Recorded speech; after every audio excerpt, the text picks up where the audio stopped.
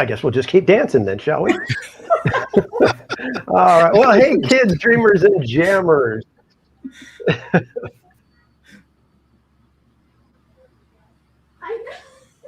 Getting a little bit of echo, I think. You're getting echo? I don't hear anything. Echo.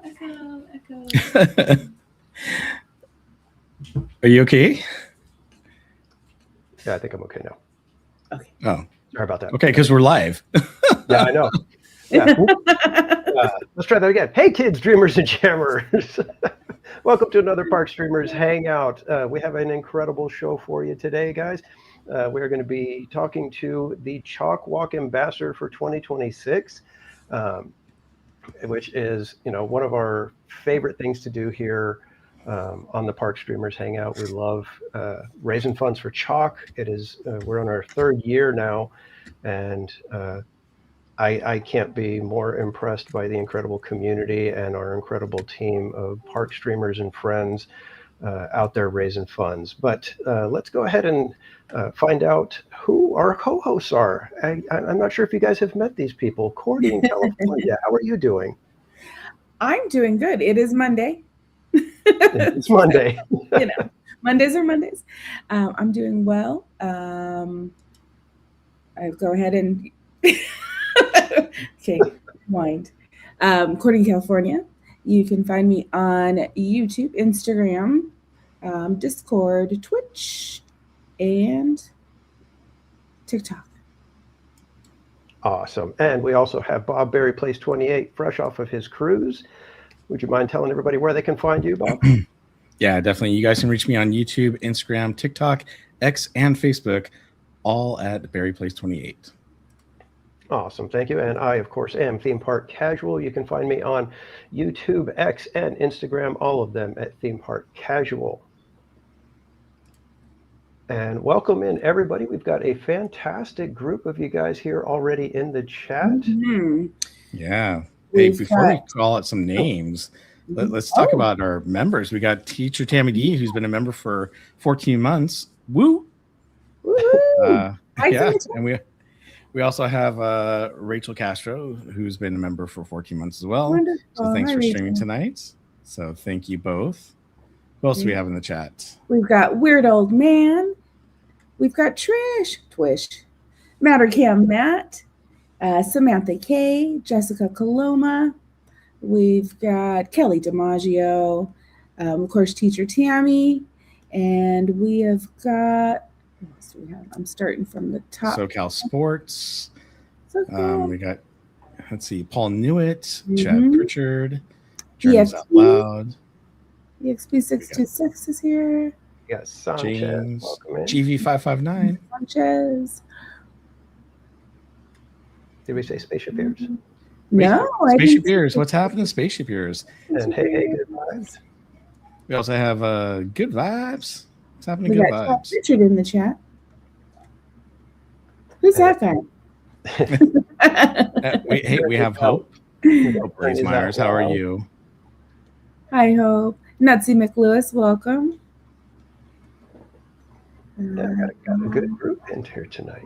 Oh, we got Udalai Lane with Kate. Hello. I think you said Jessica Klima, right? Mm-hmm. We got Mouse Girl. Hello, Lynn. Hello. We got Grant. Well, we might be caught up now. We do have another member chat from Weird Old Man, member for 14 months. Raffles items for CHOC are paid by streamers. Mm-hmm. Well, thank you. Weird Old Man has donated a lot to our team, and he actually, at least for us, my dad would donate about $1,000 every year, and he generously gave $1,000 to our team to make up for my dad, since my dad just recently passed away. So I want to say, Weird Old Man, thank you so much. BB6 Slappy, how are you? And we got Mandalorian Tyler. Good to see you guys. Right, Mattercam Matt. Banoffee. Come on, Danny, say it. No, but yes, you can say it. We've got Mama's Oil Factory in the chat. Welcome. Hello, Mama's Oil Factory. Oh, and we got Mitch's art. This team is awesome. Thank you, Mitch. He's been a member for three months. So. Awesome. Thank you. Okay. Mandalorian Tyler, and Disney Grandstand. Oh, Disney Grandstand, how are you? Welcome in. And thank you guys so much for all your continued support. We'll put some flags in the chat for you. Cool. I think we're caught up now. Yes. All right. Very cool. So yes, we have the 2026 CHOC Walk Ambassadors with us, and I'm going to go ahead and give you a little bit of their story, and then we will bring them on. So from the start, Carter was an active, joyful child with a contagious smile who loved baseball, Disneyland, and ska music. Just after beginning full-time preschool, his family's world changed forever. Unexplained bruises led his parents to seek answers, and soon they were sent to Rady Children's Health, Orange County, Rady Children's, formerly CHOC. On October 2nd, 2015, 1 month before his 5th birthday, Carter was diagnosed with acute lymphoblastic leukemia.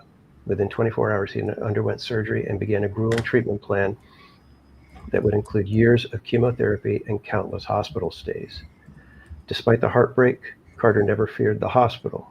He called the doctors and nurses and child life staff his friends, Jamie recalls. After a year of intense chemotherapy treatments and multiple inpatient stays, Carter returned to kindergarten and Little League with his dad as his coach. For a time, life felt normal again. Then in July 2017, the cancer returned, this time in his spine. The treatments were harsher, the side effects worse, but Carter's spirit never wavered. Just 24 hours after being discharged from the hospital, he proudly led Team Carter Strong Forever at the 2017 CHOC Walk. In September, Carter's condition rapidly declined. After entering septic shock and undergoing emergency surgery, his family said their goodbyes, not expecting him to survive. Carter fought through the surgery, but his body could not recover. On October 8, 2017, he passed away from a rare infection caused by complications from chemotherapy. Though his loss is devastating, Carter's legacy lives on. His family continues to honor him through the CHOC Walk, raising more than $135,980 to date to support patients and families. In gratitude for the care Carter received and in honor of his enduring impact, CHOC is proud to recognize him as the 2026 CHOC Walk Ambassador. And so we have Carter's parents, Tim and Jamie Ankeny, to join us. Welcome, guys. Hi. Oops. Sorry about that. I'm not sorry about that. That was my fault. I was trying to break. Well, what happened there? Oh, there we go. There we go. I was trying to do that one. I understand. It's probably your first stream. It's fine. Yeah, exactly. Yeah. I'm glad I'm not the only one that's having the little bit of frazzle. But welcome in, guys. What a story you guys have. Let's start off just, what's one of your cherished moments with Carter? What's one of your favorite memories? Oh, I mean, in his short 6 years, some of his favorite memories, he loved baseball. So I am partial to that. I was able to coach him for a couple of years. He just loved everything about it out there. When he was on the field, he was good at it. I mean, for a little kid, but like he just loved being out there. So just the joy of it. He would tap the cleats. He'd kiss his bat. He'd have a whole thing going up to the plate. A little 4 or 5 year old, just going through the whole everything he saw like on TV. Like he would replicate. He was always a front runner. So when the Royals won, he had Royals gear. When the Cubs won, he switched to Cubs gear. So he was always knew who was number one. So, but that was some of my biggest joy of him, aside from just general joy. Personally, it's on the baseball field with him, and sports in general. Yeah, agreed. I mean, his joy, I think, for things small and big is something that, talk about cherished memories. There are just so many to count. But, as Tim said, playing baseball, even after he was diagnosed with cancer, we have this little green belt right by our house, and we would have a 8-hour day of, outpatient therapies to do. And he would be like, wake up super early, ready. Can we go to the baseball field before we have to go to CHOC? I'm like, oh my gosh. And he's ready to go. And we'd be out there at 7 a.m. and just hitting. And he's like running bases that are literally just tree stumps. And, so that's like before he heads out, like to work kind of thing, wow. Before we do that, let's do this. So, I have shared the story about, home runs were a really big deal. So anytime there's a home run, his just face would erupt. He had such passion for, sports, big Broncos fans too. I mean, just life in general. I mean, he was game. I mean, we always say like he was a little puppy. Our daughter's more of a cat. Like he would run and hug and lick whoever he met. And you gotta like earn it with her. Thought we raised them the same, but they're completely different. Oh, yeah. He was just, everyone's friend, and like anybody, if there was a van, he'd get in it. Oh, no. So, pure golden retriever energy for sure. Yeah. But yeah, it'd be raining and he would be in the car and just like, yeah, it's raining. Do you see this? We're on an adventure. And, wow. So it just was like, just squeals of just like the most mundane thing. And that wasn't even like, it wasn't that cancer taught him to do that. That was before he was even diagnosed. He just is like out of his mind excited about all these little things and that life had to offer. So, we talk about those silly little flyers that would come back in the day where it was like the movie club, like, hey, it was probably a Disney movie club, and it was it was Disney. It was like, hey, special invitation. He goes, there's a special invitation. Get this, for a movie party. Get this, it's in our house. So big deal, small deal, little deal. That's awesome. Everything was a big deal to him. So I think that was just it's just joy of life. I mean, that's really what all this boils down to. When he was healthy, it was that. When he was going through treatment, it really didn't change. I mean, aside from him having to do some other things, but like his personality and his joy, regardless of what he was going through, like never stopped. So that's really what this all boils down to as far as that goes. Can't boil it down to one moment. It's a series of little ones. Yeah. So that's really just joy. I think that's it. So awesome. Well, let's see. Jamie, you shared that Carter never feared going to the hospital and called the doctors, nurses, everybody his friends. What do you think made him feel so safe and cared for during a time that would generally be scary for a child?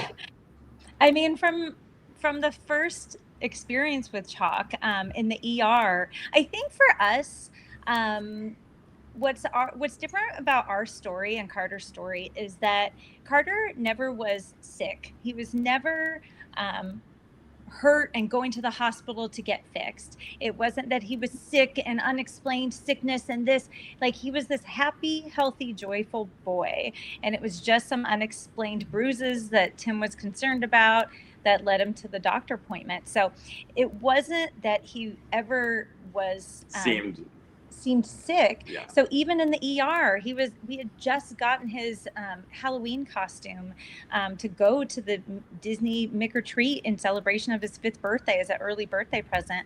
And we were like, show him your dance moves, Carter, this. So, he wasn't sick when he went to CHOC. And so he, when we, not outwardly sick, yes, we found out he had leukemia that night, but he was in good spirits and healthy and just living life. He was so thrilled. Like, they kept bringing him Legos. He was like, this place is awesome. We should come here every night. So the staff, literally the child life staff, what do you want? You want more Legos? We'll get you that. Like, it was so friendly, but still professional. But they had numbing spray, and they called it Elsa spray. So it's like they are so trained and know how to work with the kids. What I appreciated so much, even when they're telling him what cancer is and what's happening in his blood, the way they know how to say it and explain it and to a kid, with just the right amount of information. I think I talk and over talk, and so I'm used to just talking and continuing to talk, but they just knew the right amount of information to give in child-friendly terms to make things like just not as scary as they were. So it was so reassuring for us who are terrified beyond belief to again feel so just comforted by the staff that was so knowledgeable and so professional, and then we're so trained in how to deliver these terrifying information. And it was so reassuring for us. Like, even when things would happen, I mean, they'd say, don't Google, no, don't Google, stop. No, we do that. Yeah, that's fine. That'll be happening. Yeah. And we'll get that. Yeah. He'll go up there. He'll come right back down. It's okay. We do this. We see so much. Like, and they weren't like, it wasn't like they were gaslighting us or just anything that was like, you have nothing to be scared of. It was just truly comforting. And they, like I said, they just were so confident, and they have, they're like, this is going to happen. And but they just, the whole staff, not just for Carter, but for us. And because it's not just one person that's magic there. It's literally every nurse we had, every CA we had, every doctor. We had an intern, that Doogie Howser doctor, the student. He was, everyone was so amazing. The check-in people, like an adult in a hospital, the adult hospital, like as a nurse, I mean, obviously they're there to help people, but they can kind of maybe get through the day at like 75%. With the kids though, I mean, they have to be like 100% on, like at all times. The kids don't, like, they can't really advocate a lot for themselves like adults can. So for those nurses, I mean, and doctors and other people who work there, those kids expect them to be there. They expect them to, be able to help them with whatever they need, and, to get stuff out of a kid, like as far as how they're feeling, things like that is different than an adult. And, they don't know how to say certain things hurt or whatever. So. Oh my goodness. And they've seen it all. They've seen the side effects. Quick story. I'll try. One of the medications early on is steroid. It's a big 30-day regimen of a high dose of steroid, and it's designed to help, again, that first month is really intense, so many medications, I think 11-day hospital stay, and high dose steroid pulse is what they call it. And it was a 30-day steroid pulse. And it affects your body, it affects your physical appearance, it affects your appetite, and it affects your personality. And on that last 30-day, we have to do this for child, 5-year-old, had to be NPO, meaning no, nothing by mouth. And, your appetite is so voracious on these steroids. So after 30 days, it accumulates even more. And now you have a day 30, and they know it's like a whole thing they know at CHOC OPI. And they were like, it's okay. It's a day 29er. We know. I mean, as much as we've shared about how wonderful and joyful, and this Carter that showed up on day 29 was like to do vitals, the patience that these nurses had, they were like, it's okay. How much pleading, trying, like promising, laying them down in this. And they had so many great ideas to be like, oh, how about this? Oh, well, we can try this. How about this? And then we'll do that. That's okay. Like, just to get him to stand on the scale to like take his height and weight was like the whole process was probably 45 minutes, like just to get like vitals done. And they were so patient. They didn't judge. They just know this is like their daily, and they just were able to roll with it. And it just like, I want to like just scream to the world how incredible this staff is, that and what they do and all their ideas and tricks, because they've seen kids and families at their worst, but they still show up at 100 and do what they have to do to make it happen and help us support that. You know, as a parent, you feel like, I mean, obviously you're in charge of your child. You're in charge of, you need to know what to do to help them, but this is uncharted water. So the fact that we had so many incredible staff to help and tricks to try, and this to motivate him to take his oral meds, which, you know, getting a child to swallow pills or take antibiotics is just the taste. Like, you know, it was so challenging, yet they had us and supported us. There's patience, with them. So, yeah. And then on top of all that, on top of managing their cases in these complex medicines, gowning up, you know, chemotherapy on regimens, on their buzzers, going and check this patient on this and that and work through my lunch and no problem. They make me clock out, so I just pretend to, like, you know, they then will dress up in a full homemade gown when Carter, dressed as Captain America, comes and he's like, I'm looking for bad guys. And they go, ooh, we got some that way. And they're gowning and making these homemade masks and capes and sending him on these hunts and stealing his Legos. So he's on this hunt to go. Like, this is not an everyday, like, work environment. This is just incredible what they do. And that's not just the nurses. Like, they're getting the CAs, the people that are changing the trash. Like, they're like, oh, hey, he's that way. And so he's in on it too. The transport is coming through and Carter's asking, can you, like, on the way to his surgery, and he's like, oh, do you want to go fast? And Carter's like, yeah, can you drift? And he goes, yeah, we can drift. And he's like drifting through on a hospital bed in a That's children's awesome. hospital. Oh, man. Like, just, you can tell that they're in the right profession because they just are. They bring magic, and to see what they do, and then just to take it that far,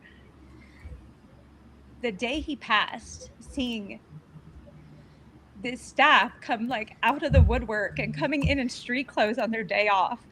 I mean, because they had to come see Carter. No one could believe that he had passed. Like, no one could believe it. It's just streams of people coming in to our room to say goodbye to him and to be with us. And then there were ones that were even working that day, still had shifts to do, and they were like devastated and crying. And then they're like, oh, I have patience. And that was when as if I didn't revere them enough to see that again and know that is part of their job. Yet they the next kid needs them to be there. To be there 100%. And they do. Yeah. And they do that. I mean, so that's, you know, that's why he felt so comforted. That's why we felt so comforted, is because they're magic there, and what they do there is magic. Wow.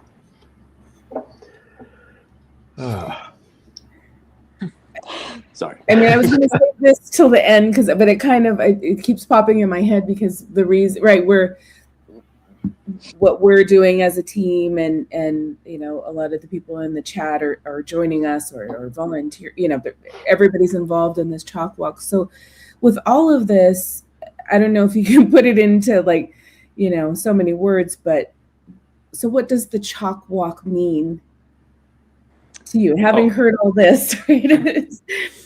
Yeah, obviously, it means also just seeing everybody there for the cause, right? So I think during CHOC, I mean, there's a lot going on in the world, we know that, but I feel like when everyone's there for CHOC Walk, they probably all have different beliefs, different whatever going on, but they're all there for that reason, right? Whether they personally know somebody or they're just a team of annual pass holders or whatever who maybe luckily don't know anybody who ever went to CHOC. they're all there to raise money for this hospital. I mean, we're always raising money, and obviously we're raising money for our like selfishly because what they did for us, but we're raising money for future patients because I mean it's not always like even cancer or anything that nefarious, but it just, I mean, they need to treat all sorts of things there.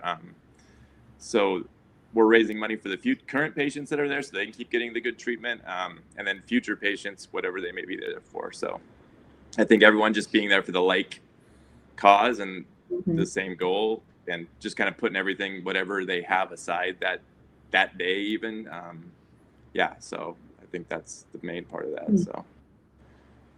Yeah, and CHOC Walk is so special for our family in particular, for all the reasons Tim mentioned. But having lost Carter, we still have so many memories at Disneyland with Carter. We have so many memories of walking CHOC Walk, not enough, with Carter. He walked with us as our team captain for 2 years, and we were Team Carter Strong. The first year we walked, it was a year after he had been diagnosed. So that was such a celebration to know we had been through this year. And yes, it was 2.5 years of treatment, but he had just finished, that most intense year is that first year, first 10 months of treatment. So to get through that, to get into this maintenance phase, to get to this spot where we can, he's walking with his classroom teacher. He's walking with his kindergarten best friend. They're joining us. So many of our community from his Little League team, they're coming out in celebration of CHOC for all the incredible treatment and care they've provided, but championing our Carter and our family for getting through this.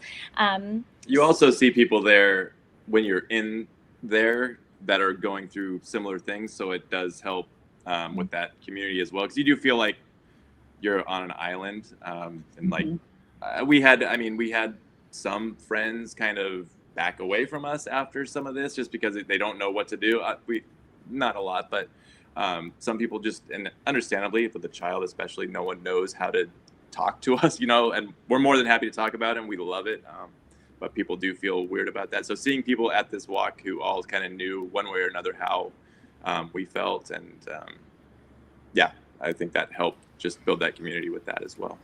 Yeah, so it's a way to celebrate and remember Carter. I think there are places at Disneyland we walk by and we so vividly remember him. So if you've lost someone, you cling to those memories, because that's all you have. And so to walk through the park is a way to keep him alive and just feel like we have him with us as we walk through, and then being triggered by those memories, but still it's a way to, it's this weird thing about grief is like, you want to be triggered by those memories because you know that is what you have. You never want to forget those memories. So you want to go to those places where you do get to feel those moments and those and just think back fondly of all that. So yeah, looking at these pictures, sharing these stories, and then walking the walk helps us again continue to heal, continue to move forward, and figure out this life without our firstborn baby. But it does, like I said, it's something that it's Carter Strong forever. So we will do this forever because he is part of us forever. So, So going back, because you're just talking about the CHOC Walk and how Carter was able to participate with your family, but just 24 hours after being discharged from the hospital, Carter led the team for Carter Strong Forever at the 2017 CHOC Walk. So what do you remember most about that day? And well, first of all, he may or may not have been fully cleared to do this. He was clear. Well, I didn't hear anything.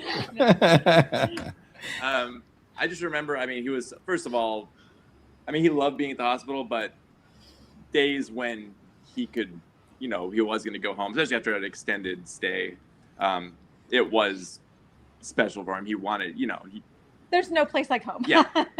His sister, they were apart, she was there sometimes, but always apart, and they, loved each other with that. So just getting out that day, and then knowing that we had this event the next day, he was, obviously it's super early in the morning, but I don't think it was any problem probably getting up that morning just to get going. It's something, first of all, he's at Disneyland, which is great. He had some friends going, which was great.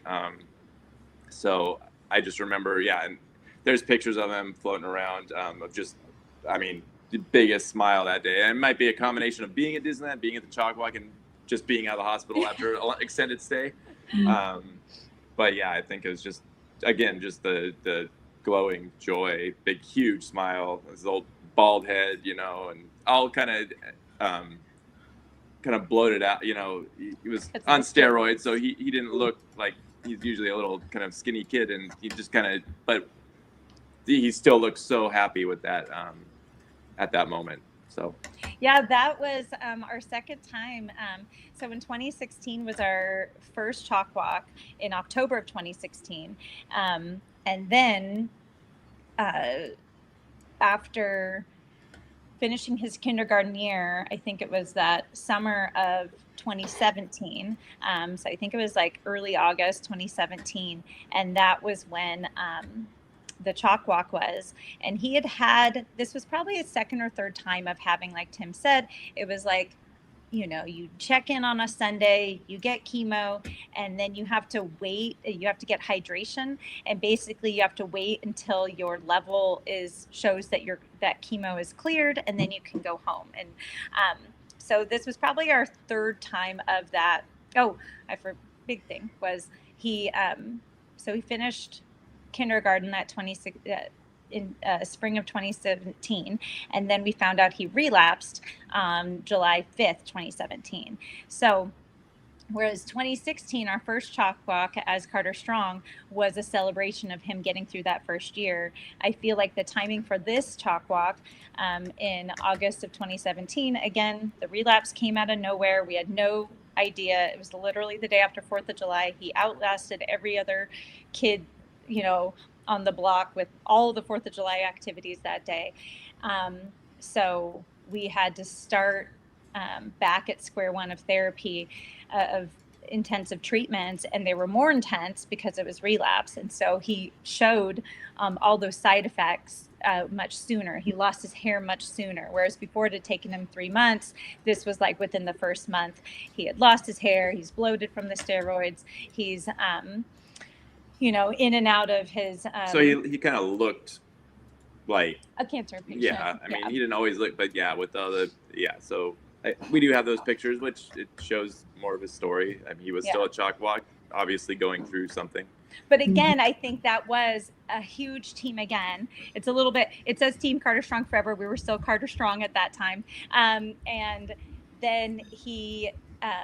But again, after a month of this of treatments, our community coming together, and now to be like, oh my gosh, what am I doing with my day? Here's this kid who literally was just in the hospital, and he's going to show up at 4 a.m. and be exuberant to be walking for CHOC. Like, yeah, we had people that was like a no-brainer. People were going to support us to come out to this event that maybe they'd seen us do before. They're like, okay, we are going this year. We're going to be with you.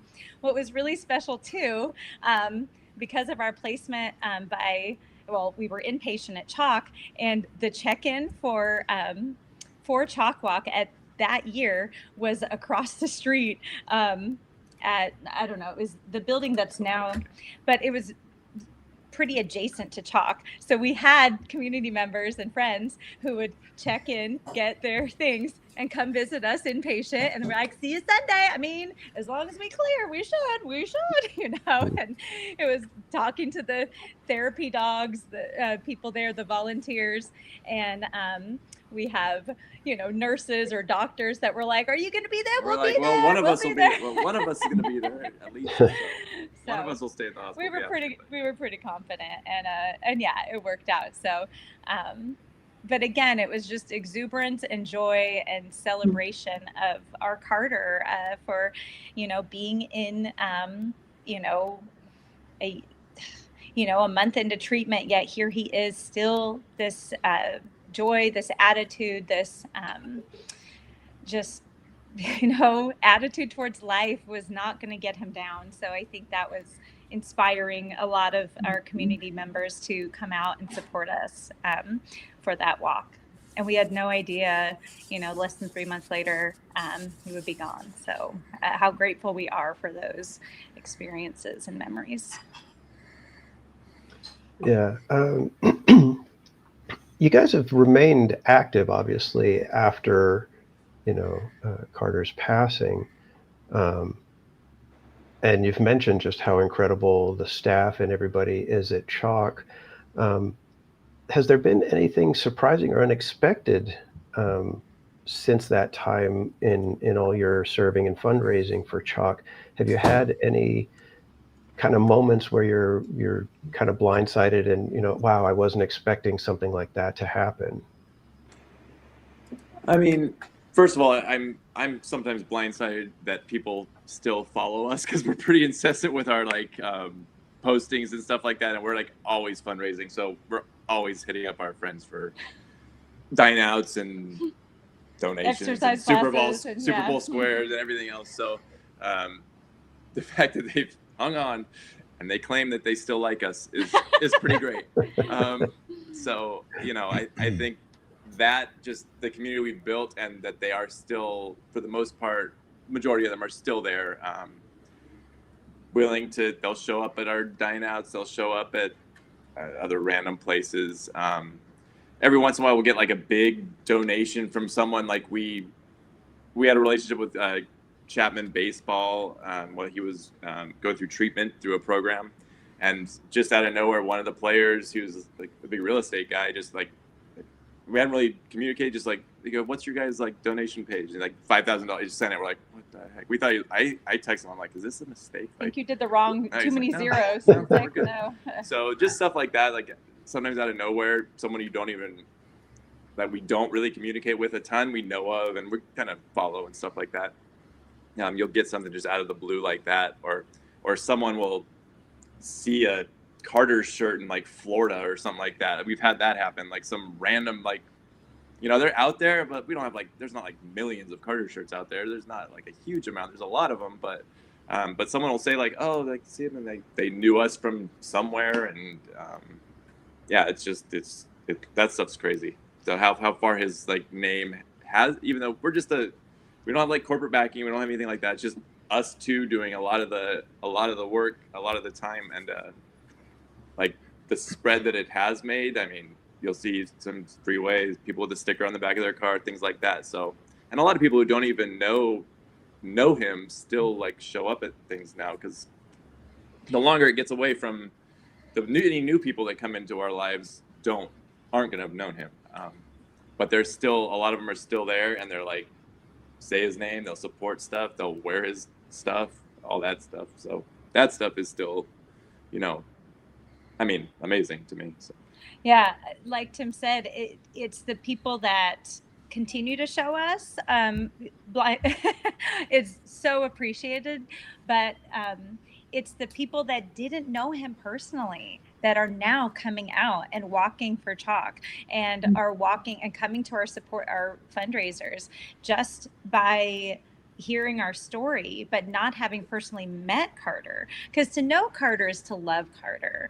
And so now the fact that we have 8 years into this, since 10 years since he was diagnosed, 8 years since 8.5 since he's passed, is the fact that we still have the platform that we do, but that we still keep moving people to action, and that they're participating, they're coming to the dine outs. We do big district-wide fundraisers, and it's not just for Carter, it's for childhood cancer awareness. But the fact that these children are growing up knowing what the gold ribbon represents, and they are learning how to give, and we just say, hey, bring $1, and all those dollars, $1 on its own is not much, but when you come together, fight song is Carter's song. So like a small boat in the ocean sending big waves into motion. It's just that $1 doesn't mean much on its own, but you come together and look what we can do when we come together. And his little league, I mean, that he played at, there's an end of the year award named for him that we just went a couple days ago and gave out to a bunch of kids. So that type of stuff. So then more people ask about him. I mean, because a lot of the kids now he played with are aged out. They're out of the league. There's some younger ones that still know of him. His kindergarten teacher still has like a whole thing on her wall, like all sorts of pictures of him, things like that. There's a bench in the kindergarten playground called Carter's Buddy Bench. So especially in our little Fountain Valley area here, we still get people who we get to tell the story, and we're so happy to always be, we will always. So if anybody ever sees us wherever and you want to ask about him, please do. We're more than willing to talk about him. That's our biggest fear, is like people stop talking about him. So we don't want that. So we're more than willing to talk to anybody. So homeless people, anybody, we'll talk to them. So they ask, we're there. And then another thing that reminded me when you said, has anything surprised you? Well, I remember it was this last year we went to kind of a childhood cancer related event. And it'd been a long time since we'd been to this particular organization, their event. And we had several of the families, like finding our place in the childhood cancer community is kind of weird now, because you have people with their survivors or with their fighters, and it's like, okay, we're grievers. And so, I don't know if I would have wanted to meet me if I had a child like going through it. Honestly, that's like worst case scenario. They're like, oh, well, when did you know it was bad? I'm like, well, he never seemed sick. So they're like, oh gosh, that's not good. So it kind of, we're always afraid. We're willing to talk, but it is. And I think kind of what she's saying is people are still willing to talk. Like we just met a family randomly at a Chapman baseball event, just came up to us, asked about it. Now we're kind of friends with them. But we were at this event, and again, like I said, we had kind of been in and out and not really present with this organization and this event, but we just thought, let's go support them. We love and care for them. I don't know if there's going to be anyone we know. And while we were there, someone came up to us and was like, I treated Carter. I was his nurse. And it took me a second, and she goes, oh, I look different now. I've had a kid. It's this, and I go, no. It just took me a second. Remind me your name. And I'm like, oh my gosh, yes. And I mean, it just shows what grief does to your brain too. But then what blew me away was she goes, we still have his little card up in the nurse's station. And it was like that brought me down. I was like, what? Here. And, we have some of these nurses that follow us on social media or this, but this one I hadn't seen in so, years. And that she remembered us, came up to us and then shared that his picture is still up there. This little boy that I just was talk about like surprising. Like that was a moment within the last year and it takes a lot. Like, again, we're always like, oh, we see that when people are signing up or, oh, they donated. But that one really particular to CHOC was a moment that really stood out to us. Just again, because if you think of how many people, how many clients they see daily and how many is just the fact that Carter made such an impression really means so much to us. And I know you mentioned, I saw this on your page. You're doing a Toy Story 5 kind of a fundraiser, right? You've got the theater in Huntington Beach, right? Cinemark for June 23rd. So I'm going to pop that in the chat if there's locals or whatever. Like you have the venue set up. So, but when you were talking about the dine-ins and things, right? Like different ways just to kind of bring people together. This is just, I saw this, I thought that was really great. That's a great Yeah, we try to do, I mean, you can do so many dine-outs and like people have to eat clearly, but it's like, I don't know, after a while, we do like to try to mix it up a little bit. So she always does her exercise ones and those do well. And dine-outs, I mean, we try to find different places. Dine-outs are hard too. You set them up and, 6 hours of a dyno, you end up with like a check for like, $40 or something like that. And it's like, I feel like sometimes the setup is way more effort than the actual, which anything is good. So I'm not saying that, but it's hard sometimes. So it's finding different places that maybe you'll get more people, because some people are like, I don't want to go there again for that one. So yeah, you can see our fundraisers we have, but a big thing for us is it's hard to ask for money.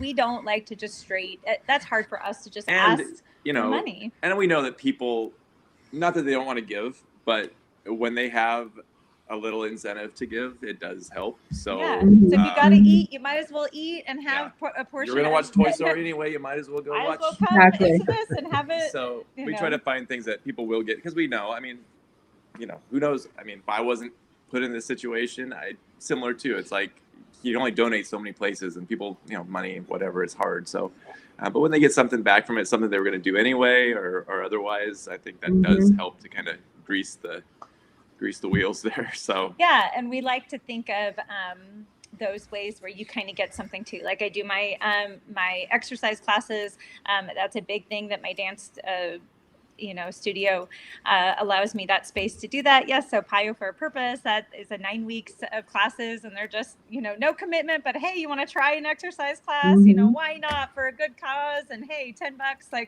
or whatever, just donate.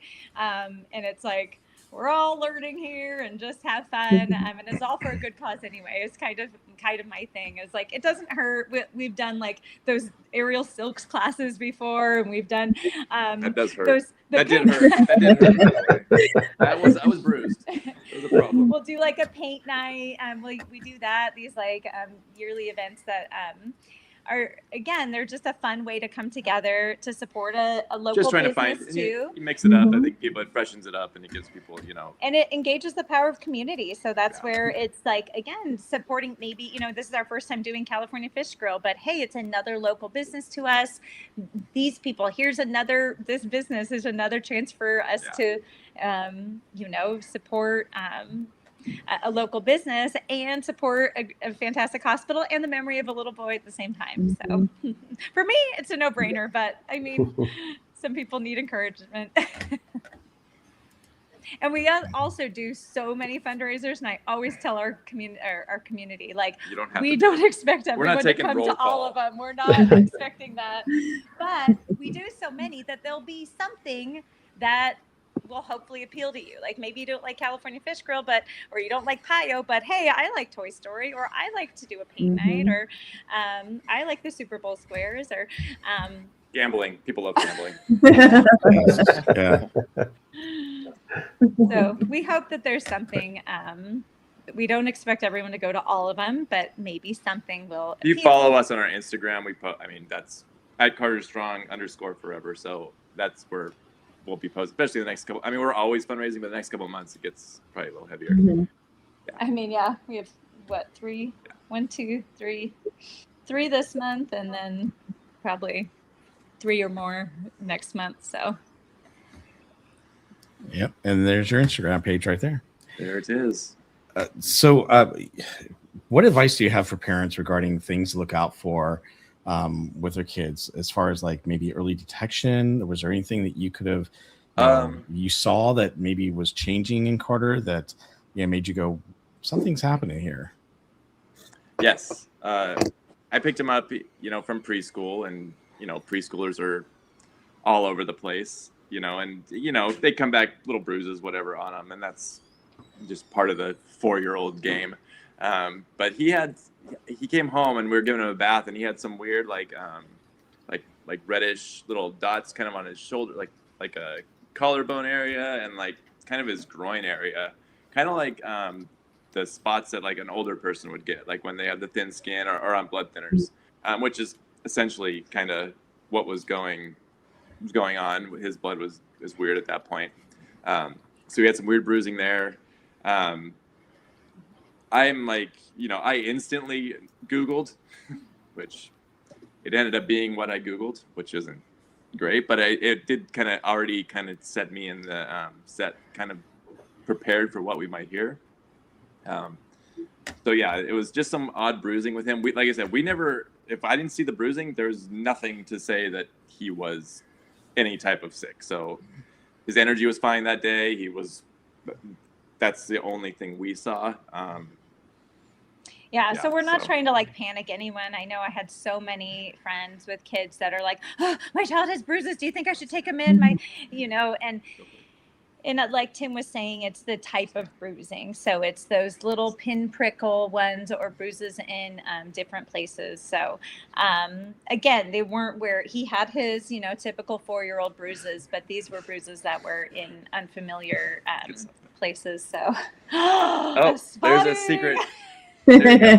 There's a special guest. That's Taylor. That's Carter's younger sister. So she's in ballet. She's probably going to go take a shower now. So right. That is all you're required. There it is. You're lucky. Yeah. So yeah, it was just what we saw was just the bruising. One thing I would just say is if you question something about going into this, we had two different, I was like, this isn't good. I'm calling the doctor like right now. She was definitely much more, less doomsday than that, I guess. Yeah, I thought it was crazy. I'm like, he has bruises. He's a 4-year-old with bruises. And I'm like, you call the doctor then if you're so concerned. And I'm so glad we're all like, Even the doctor was like, that's what you saw? They were how did amazed. that, I'm like, I don't know. I just felt different. It looked different. I don't know. Yeah. So, they were all. So yeah, we didn't have a lot of, I know I've heard other stories that there's a lot like throwing up or fever or something like that where they seem sick. Like I said, we didn't really have that. So, but that one thing I could say is if you question anything about whether it be yourself, especially your child, just get it checked out. The worst they could say is there's nothing wrong. You wasted your afternoon coming here. So that would be the best case scenario. So yeah, that's what I would say as far as that goes. All right, thanks. Mm-hmm. All right, we're coming up on an hour, and we don't want to take up too much of your evening, of course. We want to be honorable of your time. But if any of our viewers have any questions for Tim and Jamie, be sure to drop them in the chat so we can ask them. We just one more. This is exclusive right here. I'm going to drop this right now. Oh, so yes. we just closed for a whole Rock for CHOC concert. July 19th, it'll be at Radiant Brewing in Anaheim. We have we have a lot of people in the local music scene, so we have 4 bands going to be there. So yeah, it's going to be $25 with fees, and that's going to be a big one. So I think we're looking at it's not a huge place, but like maybe 200 or so people ticket wise. So on our Instagram, it isn't fully announced yet. So see, look at this. I give you guys exclusive stuff here. We'll be posting that stuff in the next few days with ticket links and all that. And we would love to have people there, especially people with other platforms to kind of help spread, what we're doing and stuff like that would be great. So, yeah, that's going to be 4 local bands. We're kind of, still into the ska scene. I know it's not dead as people think. So we have a couple ska bands, a couple other types of bands that are playing that we know really well. They've been this whole music scene in Orange County especially has been so supportive of us from when Carter was going through treatment. We had a huge Carter Palooza 10 years ago. They all a bunch of bands played for us. And now the band that opened that one is actually closing for this one. So we're still friends with them, and they've kind of moved to that. So we're so excited. We're so excited and for it. Grateful. So and follow us on all this stuff, and we'll be we don't have any flyer or anything for that yet. Yes. So okay. I was just going to ask. July 19th. Not yet. It's being made. I'm looking down at my phone. I keep getting texts from the girl who's making the flyer right now. So, but yeah, so we just actually booked it all today. So, but yeah, follow us on Instagram. That'll all be popping up. I just dropped the link again in the chat, so you guys can just click on it there and get more info as they get more released. That sounds really fun. I may have to see if me and my wife might want to go and check out some ska music. That'll be fun. It's at a brewery. So, and the one caveat they gave us pretty much the venue free. We just have to hit $1,000 food and drink beverage, which we should be able to do with 100 people at least. So, so yeah, go there and help us meet that, so we don't have to pay that. Would be great. We shouldn't have a problem with crowd. Just want to share, they do have a link for the CHOC Walk page if you'd like to donate. And I do want to share with you guys that we got you a donation already. We Disney Love in the chat actually great. just donated $50 to your great. team. So Thank now you you're so up much. to $6,376.01. Thank you. So Thank you. yes. And she says, in honor of Carter, thank you for sharing about Carter on Park Streamers tonight. So Oh, no problem. Thank Thank you for having us you. on. Yeah, like I said, we love talking about him, CHOC and him, but especially Carter. We would talk about it whoever asks, and wherever we can. So that's glad more people have heard about him now, and hopefully then they can, kind of push CHOC Walk or other things that they want to that mean something to them, as CHOC means to us, and hopefully we hope to kind of spur that along. Yeah, that's our big thing is, like I said, those small boats in the ocean sending big waves into motion is just, hearing about what you guys are doing with your stream and all your incredible members and supporters. Like, look what you guys are doing just by, talking and sharing is just, and giving a platform is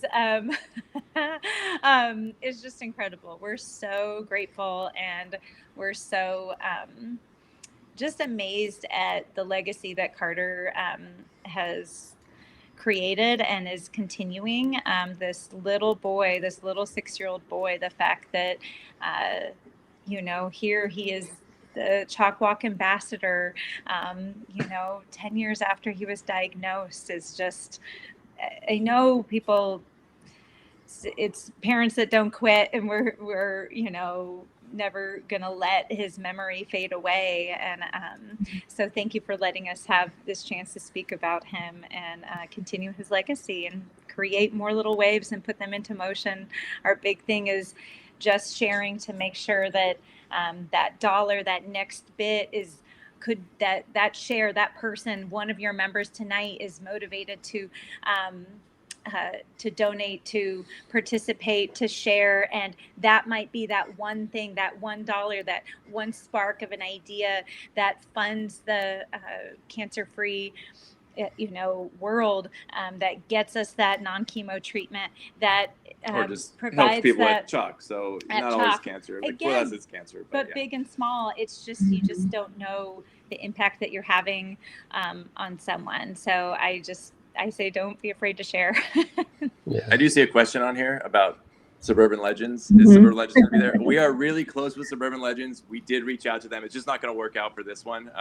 Jamie actually went to school with them. So we're like, they've been great. They came and played in our living room concert when he was first diagnosed. Yeah. So one of the players was there the night he was diagnosed, came to the hospital. actually, they spoke at our. I went to a baby shower for one. So we're really close. And they aren't going to be able to play this one, unfortunately. They're just not available. Not available this time. They were obviously one of the first people we reached out to. Just isn't going to work out for this one, but maybe in the future though. We definitely love them, and we'll see them anywhere, wherever, whenever. So. all right. I don't see any questions yet, but we do have a few comments. Let's see here. Let's see. Did we talk about Teacher Tammy D? She gifted. Did we say that already? I can't remember if we did. I don't think so. All right. So we have one gifted membership. So thank you, Teacher Tammy D. We do have a comment. Disney Grants 10 said, thank you so much for sharing Carter's story with us. What a special little guy. He lives on forever through these beautiful stories of him. Yes. Thank you so much for having us on. So, she also said, to put a smile on every little child's face is not only a gift, but it's such a blessing. May all the doctors, nurses, and staff know how incredibly special they are. Absolutely. 100%. Yep, that's pretty much what it is. Yeah, for sure. And then we also have, it's nice seeing how many come together for CHOC. And it's amazing. And I want to say thank you again to Danny, because he's the one that asked Cordy and I to be co-captains with him and to start the Park Streamers, CHOC Walk team. And we have a great group on our team. And over the last few years, we've raised a lot of money thanks to so many people who have given, and so many of you in the chat who have given to this wonderful organization. Great. So I want to say thank you. Yeah, and it's truly such a, like you said, it's nice seeing how many come together for CHOC. That morning at CHOC Walk is so, I'm always moved by just how many people wake up that early and get there and get to the parking and get to Main Street, but to walk for this shared purpose of CHOC. I mean, Carter is our reason, but gosh, seeing so many people like do that is really, talk about like what surprises you. I'm like, I'm never not surprised at that and how many come together. I shouldn't be, but it always is just truly remarkable. Oh, and then also, I know that was forever ago, but when we had the CHOC Walk in the hurricane, that was again surprising. We had most of our supporters that year that came out and walked in during the hurricane with that were people that had never met Carter. So that was like, you guys didn't even know Carter and you're here. Like, this is your first CHOC Walk and you guys are here. Like, we have long-term friends that stayed inside where they were dry. So again, what a special guy, what a special hospital, what a special event to motivate people to come out even during a hurricane. Awesome. Well, thank you guys so much for joining us today. We're honored to be out there raising funds for CHOC. I always tell my viewers, like you were saying, even $1 helps, a sharing of it helps. And I always tell them we're doing whatever we can so that the kids at CHOC can feel enough love and enough strength to just fight for one more day. Mm-hmm. And as long as we get them to fight for one more day, we've done our job. And so thank you guys for what you have done through your grief, through all the trials and everything, to hear the stories of how Carter's life is still impacting people. I hope that's a treasure as a parent. I know for me, we all hope that our child will do something great. And though it's been a difficult process, you can rest assured that Carter has done something great for the world. Mm-hmm. So thank you guys again, everybody. Team Carter Strong Forever. Tim and Jamie, thank you so much for joining us. And hopefully we will see you on the morning of the CHOC Walk. Definitely see you at CHOC Walk. Follow us if you want to follow our Instagram, all our fundraisers and stuff. Yep. Don't forget, they've got something coming up at California Fish Grill on Thursday, June 18th. And that's going to be from 11 a.m. to 11 p.m. I don't know about you guys. I love California Fish Grill. And then, of course, they have another fundraiser for Toy Story 5, June 23rd, 2026 at 1 p.m. at the Cinemark Century Huntington Beach. I was just there today watching a movie with my daughter at Bellaterra, and it's $15 per ticket. And then, of course, if you want to join Jamie for her pyro. Pyro. Pyro. Pyro. You want to join for pyro? There's fireworks and everything. Check it out. Say pyro. I'm there. Wow. Okay, Bob. It's going to be Tuesday nights, June 23rd through August 18th of 2026. It's from 6:30 to 7:30 p.m. for 1 hour at Huntington Academy of Dance. Suggested donation of $10, and all donations obviously benefit the CHOC Hospital. So don't forget to bring your yoga mat and water. And don't forget. Thank you guys so much. So incredible. Make sure to follow them on Instagram for the July 19th concert, because like I said, I may have to gather the family and we'll go check that out. All right. Thank Love you. It. Thank you very much. Thank you guys so much. Thank you guys. So See you later. Bye-bye. Wow. Amazing. Whoa, what happened there? So cool. Boy, I'm really off on the photos here. All right. You've been on a cruise. You're still getting your sea legs. Yeah, see, exactly. Getting back to exactly. But they have some really cool events coming up. That is so cool. I mean, I would like to go to some of those. And if you guys want to go, please, check it out. Again, if you go to their Instagram page, you can see what they're going to be doing. And even that little concert sounds amazing. So I hope you guys will take the time to, if you're in town or close by, and even if you're not, don't forget, you can always donate to their CHOC Walk page. It's a great page. And obviously we're all trying to do the same thing. So whether you're donating to our team or to their team, you definitely want to donate to this great cause. And by the way, speaking of our team, I just want to show you what we're doing right now. So right now, the Park Streamers and Friends team, we're up to $9,710 of our $38,000 goal, which is amazing.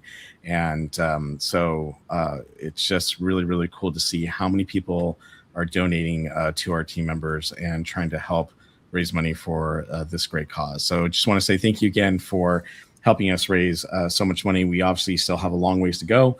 Working really hard to get that, and just want to say thank you again, because some of you guys have really taken the time to donate. Just alone last night, you guys donated quite a bit of money while I was streaming. You've been doing it for Danny, and hopefully you're doing it for our other team members, Cordy as well. We're all here to just make money for as much of our team as possible to give back to CHOC, because they give so much to the families in our communities and the children. And if you go through our Park Streamers list, you can see all of, we've got some friends that are in the chats. You guys know them, recognize the names, a lot of them.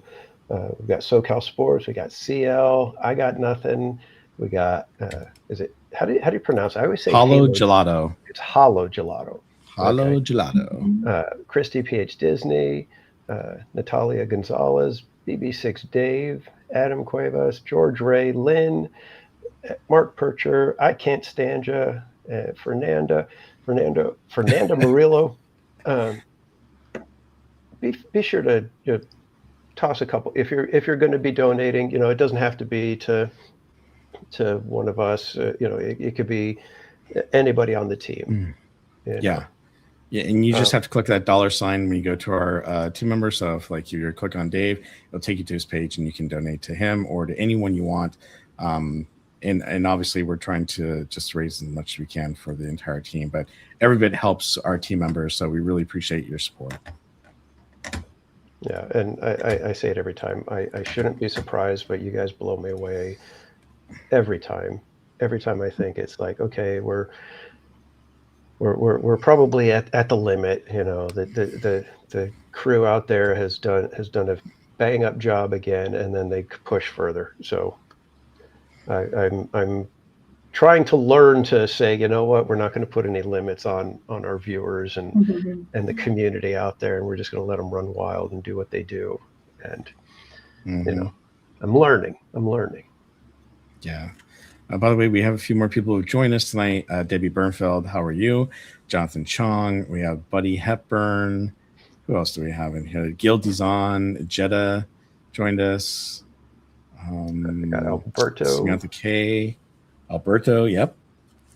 So thank you guys for joining us tonight. I really appreciate it. Yeah, thank you. And if you guys are local here in Southern California, be sure to try to check out any of the Team Carter Strong Forever fundraisers that they're doing.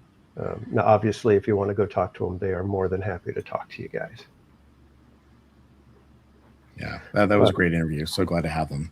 Yeah, amazing. And a well-deserved ambassador. I mean, when you can have that kind of a lasting impact on people, it's I mean, how do you not consider that a great life for even how short it was? So, but I think we're going to go ahead and shift gears now and get into some theme park stuff. I don't know if we even actually created a list of what we want to talk about. So we just kind of threw things out there today and said, I know, hey, yeah, let's we're talk just like, about hey, this. what about this? What about that? But are you able to pull up that thing from the Haunted Mansion that I sent you? Oh, yeah. Let me get it real quick. Because this one, I was, Mrs. Casual brought it up to me, and I was just like, that seems really, as they say, there's something hanky about it. Yeah. Let me get, it's almost there. I can't Hold on 1 second. imagine. That's what I keep saying. way. It's like, so when Bob gets this up here, you guys will be able to take a look at it and see what we're seeing. Wait, it doesn't want to stop. Let me. Well, did you know Bob and I There it got evacuated off of Alice Oh, Alice in you got Wonderland. to Alice. Yes. Where were you guys at? Right with where the you see Island. Alice in the Yeah. Cheshire Cat. Yeah. Okay. He was in the tree, like In the forest. So you're in the Tolji wood at that point. Mhm. Okay. And then we had some hecklers giving us a hard time. oh my gosh, I know those people. Right. Donald saying dash to Disneyland. No, I was going to say I hate an inside joke when I don't know what's going on. Yeah, sorry.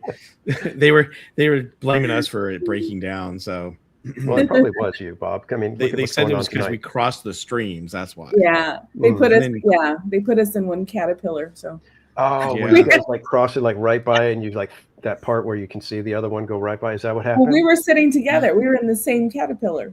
Oh, Yeah. Me and Courtney was Bob. in So front, we I were was in really back. crossing streams. Like yeah. That's. I'm all over here.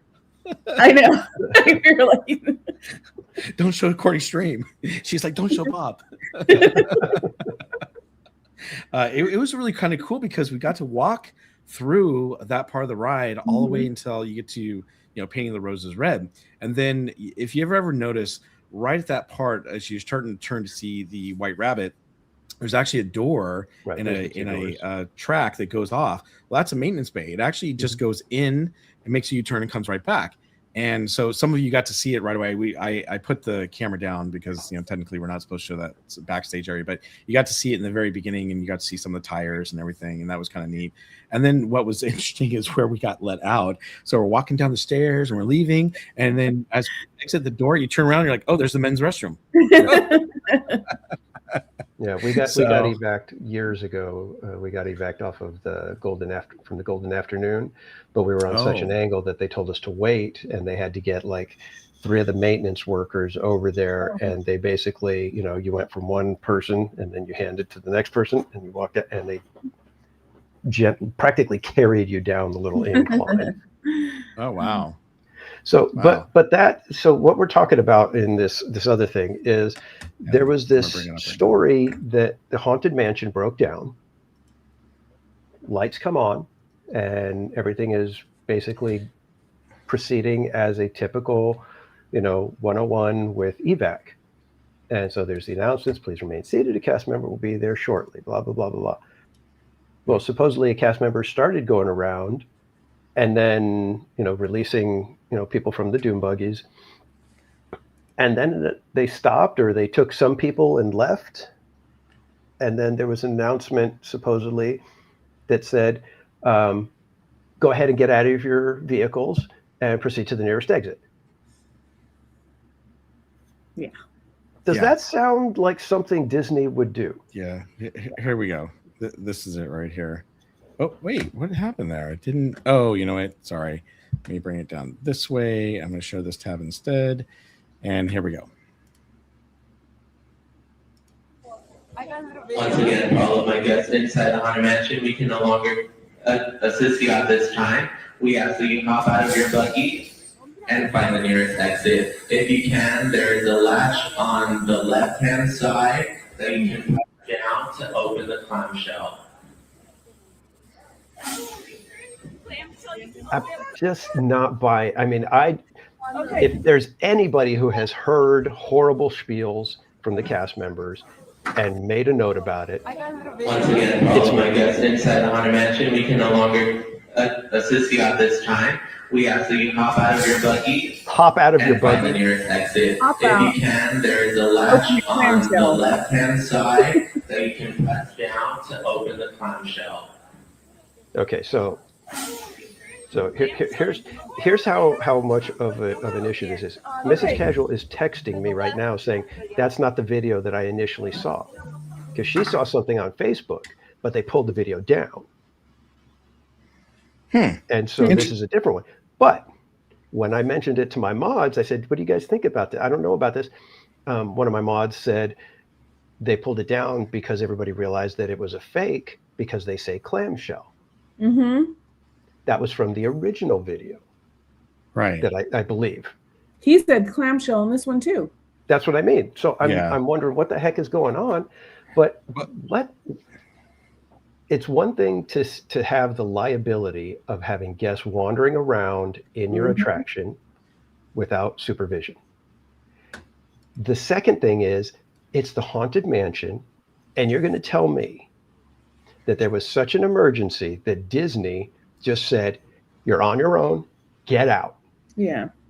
Yeah, that's kind of Knowing weird. they've got not just thousands of dollars worth of equipment and figures there, but that is literal Disneyland history that people are now wandering around. In fact, let's go back to that video. Is there the screen?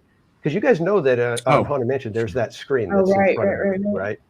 It didn't look like there was a screen, but I could be wrong. I wasn't looking for that until I just thought about it. Yeah, give me 1 second here to go back to it. And I mean, if there was such an emergency that the cast members at Haunted Mansion, I'm talking the frontline cast members, I guess it's there. It might be there. But yeah, if the frontline cast members are saying that they can't get there, that to me is a 911 situation. That there's something so wrong that the cast members can't do anything. Either that or they're striking in some way. That would be a message to management saying, all hands on deck. We've got a serious situation at the Haunted Mansion where guests are wandering the attraction. Well, what's interesting too is that, even though he says clamshell, he's talking about how to release it and how to unlock it. And they're showing people, trying to do the same thing. I mean, typically I would say, well, is this AI? But it does not look AI to me. It looks like an actual video inside. Yeah, to say that, right? Because you're like, well, now if that's true, you've just divulged how you lift your lap out. Well, right. I that's why I said I cannot. I just, for some reason, I can't imagine them doing this. If this is real, this is insane to me. Yeah. Well, and I mean, that's literally, it's just nuts. I it's not computing for me. Yeah. Every time I've actually been on the Haunted Mansion when it stops, they've always had cast members, get, down there as soon as possible. So one time, and this is many, many years ago, even before I was a streamer, I was sitting in the Haunted Mansion and it stopped. And the reason why is because some teenagers got out of the Doom buggy and started running around the, graveyard. And so cast members, actually, they had to turn on the lights, and the cast members had to come down with security and grab them and, take them out. They let us stay where we're at, and then they got the ride going again. But it did take a little while, but they did not, granted, they were just collecting the teenagers who were running around the graveyard. But it seems really weird to me that they would actually do this. I'm kind of in shock. As a former cast member too, Disney typically doesn't do things like now. Granted, I was a cast member a long time ago, but this is not how they normally handle the situations. They never, ever let you go. Like yesterday, Cordy and I, we had to wait for them to let us out of the Caterpillar. And then she was actually really great because, sometimes cast members are like, okay, come over here. Make sure you're not doing that. Don't be filming or anything. Do this, do that. They're giving you direction right and left. She was very, kind and very nice and said, okay, sorry about this. We're going to get you out. And if you just follow me and watch the track, that'd be great. And some cast members are like that. I don't know if you saw yesterday, but I also got evac off of It's a Small World right before I exit the ride. It's the boat right behind the one where you load. But I had to actually walk along the railing, and they were like, we should have them go this way. And then she goes, no, let's have them go this way. But, it was very hands-on with two cast members there. And that was at the end of the ride, but they're always there to support you and to make sure that you're not doing anything you shouldn't. And the thing that makes me really nervous about this is that so many people are just walking on the graveyard, and I'm sure no one's intentionally trying to, touch or, move the grave markers or, rip anything up or whatnot. But, to me, that's a big, huge liability that Disney would not have someone there to make sure that everyone's going through. How do you do that? Does anybody have ever heard of Disney doing something like that, where it's just, oh, by the way, get back out of the ride because we can't get to you? No, but here's the funny: it said around closing time at 11 p.m. So it's like, really? Well, I know it was closed because I was there that night. I left, and at about 11:40. Kevin Sue said, oh, let's go to Haunted Mansion. And everybody's like, oh, it's closed. It's down. And so he walked over there, and sure enough, it was closed. And so he went over, and I think he went on poo or something. But so we know it was closed that night. Right. But it just, I cannot imagine doing that. I mean, I'm not even a lawyer type, and I'm just going, red flags. Right? Same here. Cordy's just biting her lip. I'm reading, well, because Paul was thinking maybe it was a Imagineer night or cast member night, but if it was that, there's a date stamp on it, so or a date put on the video. That it wasn't that, it was just a regular. Yeah, and if that's the case, why is it, we can't come to you right now, pop out of your buggy? Yeah, that's still weird, right? It still doesn't make any sense. Right. Yeah, that's just amazing. I mean, there's cast members, within walking distance of where we were seeing the footage. I mean, there's always one or two cast members at the exit ramp. It's not that difficult to walk from there right around the corner from the Hitchhiking Ghost, and you're in that spot.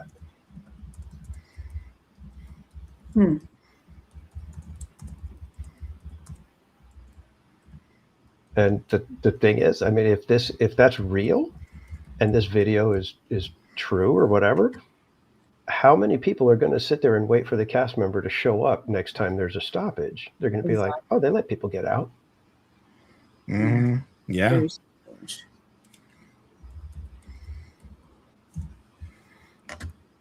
All right. And Disney Grand's 10. Kevin Sue was just evac'd off of Winnie the Pooh recently. The cast members were very hands-on. That's how it always is. Yeah, it's always like that. So, agreed. I mean, I was kind of shocked when I got evac'd off Mr. Toad a couple weeks ago, and the cast member comes and says, just wait right here, and I'll be right back. And she goes around the corner, gets a couple more, unlocks a couple more cars, gets me out. But she just started walking ahead, could see that I had my gimbal and everything going. Not once did she say, please turn it off. Anything. She just started walking, and we're all following, and I'm like kind of trailing behind, and I was kind of surprised at that. Never mind. Did you get to go through the court? Sorry. No, I didn't. No, I didn't get to do the court. Because I'm sure you would have heard guilty. Thank you. That is all. I'd have been able to ask him right there. Hey, you're not doing anything right now. What do you say? Guilty. That is all. That is all. Now I'm awake. I do not know how you hear that, Cordy. I wonder sometimes. Come on, Cordy.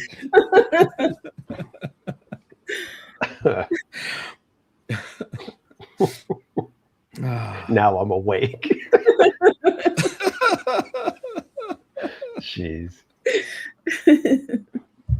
Yeah, and Mitch is true, saying the same thing. It's like now people be reaching down to try to unlock it. Oh, that's not a good thing. I hope that's not true.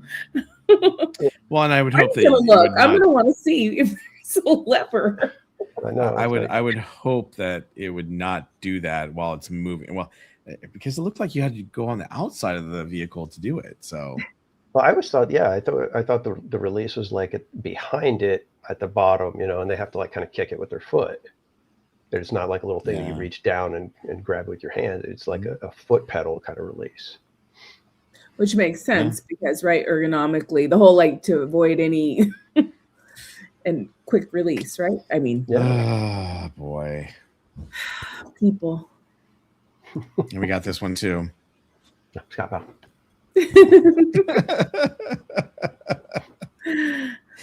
Oh boy. Yes, Roto. No. Paul. Back to this. Sorry. Yes. Correct. Yes. There's not fighting words.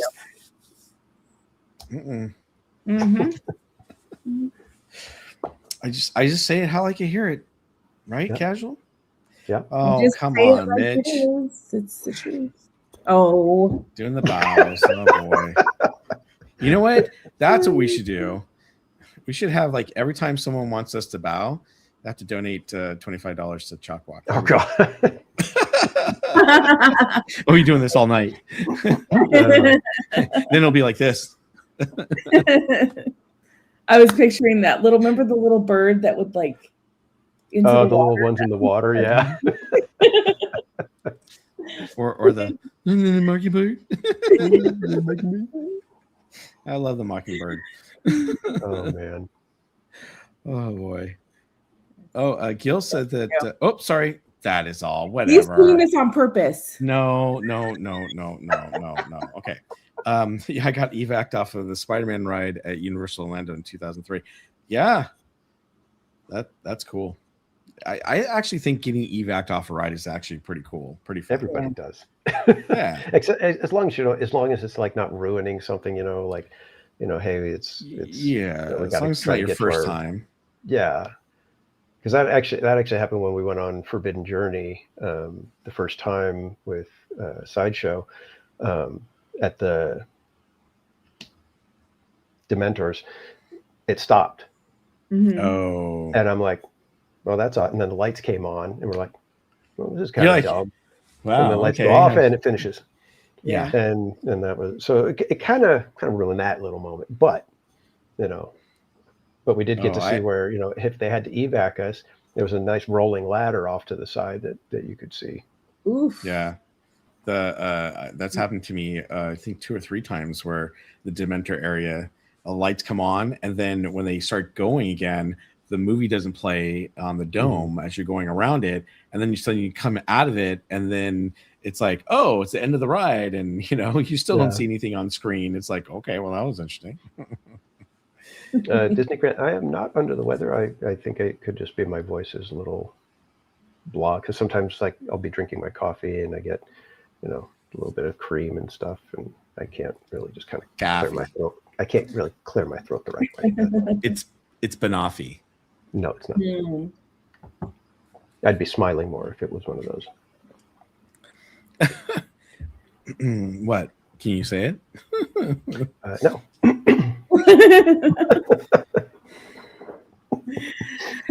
Adventures with Roto Commission member for 14 months. Lots of love to Park Streamers, Hangout, and crew. Right back at Thank you. you, Roto Commission.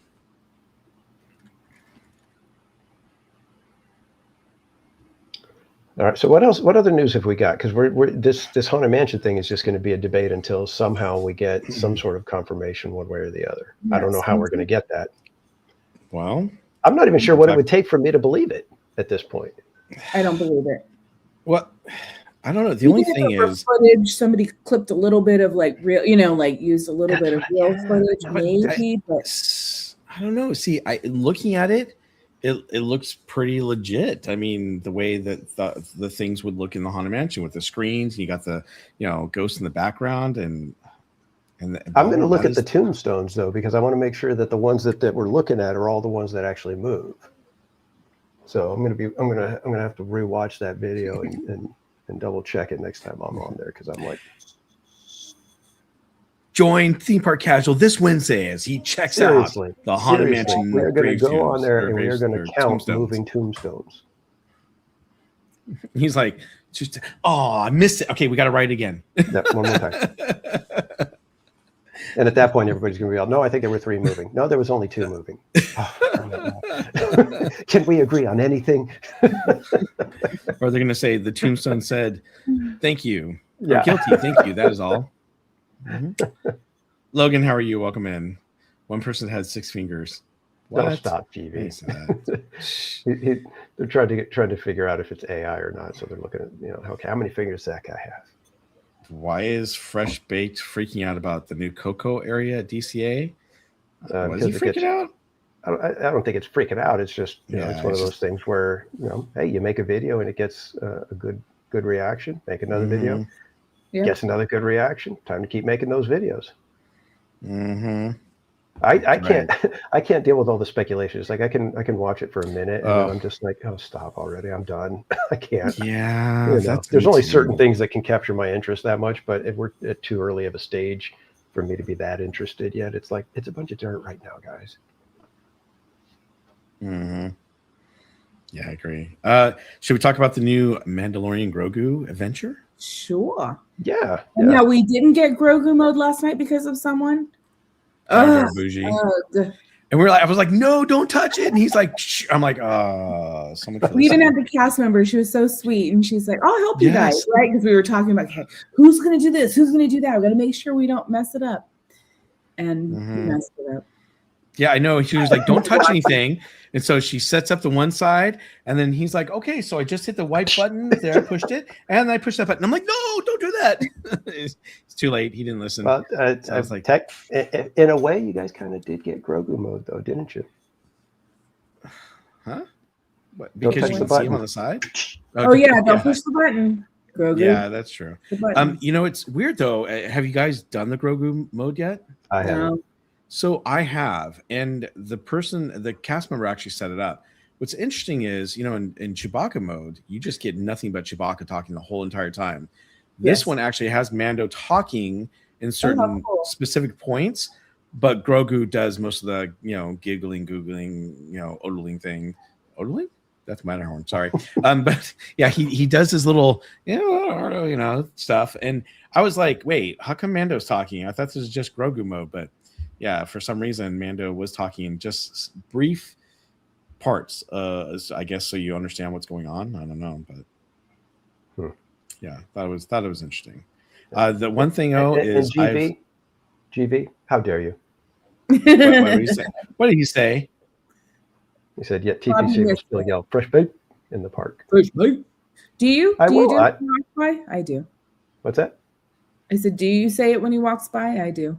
Yeah, as long as I know he's not filming. If he's filming and like I can tell that he's like I just talking say or it. whatever, I don't bother. Corey's like, I just say it anyhow.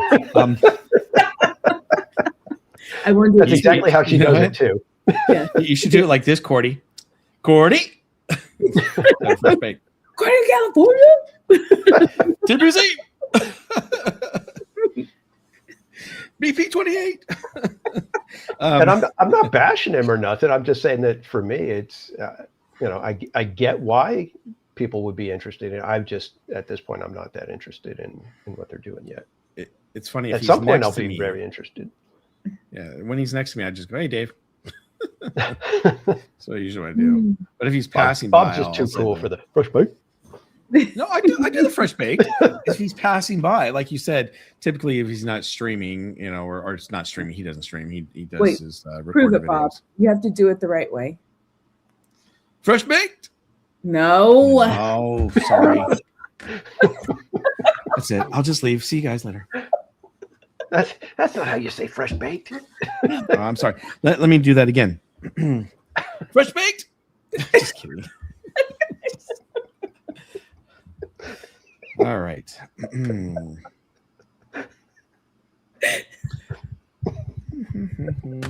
All right. What's next? No, so we haven't talked about Mandalorian Grogu. So what do you guys think? It makes it a little bit more fun. I think there's just still for me, the fundamental issue with the ride is it takes me off of the action to do buttons that really don't do much. So I like the fact that you get to choose which, or at least Left Engineer gets to choose which planet, because that made it to where I got to see all three of them in 3 shots. So I don't know if you guys. So the very first time I got on the ride, and I had this theory, and that theory's now been debunked several times, unfortunately, because I've been on it like 8 or 9 times. But the thing is that when I got on the ride the first time, I actually got the choice, and I was like, "Oh, on the right side," and I got the choice. That's really weird.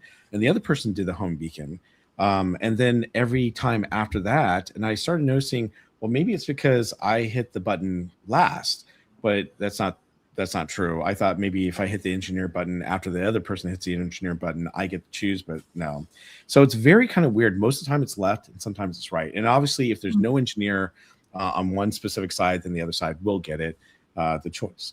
But the one thing you have to do, and this is something that is really important. You have to tell the person who's the engineer on the left side where you guys want to go. You have to agree on that, because sometimes they're just like, they're all, and so no offense to Donald's fan, because Donald's fan was with us last night.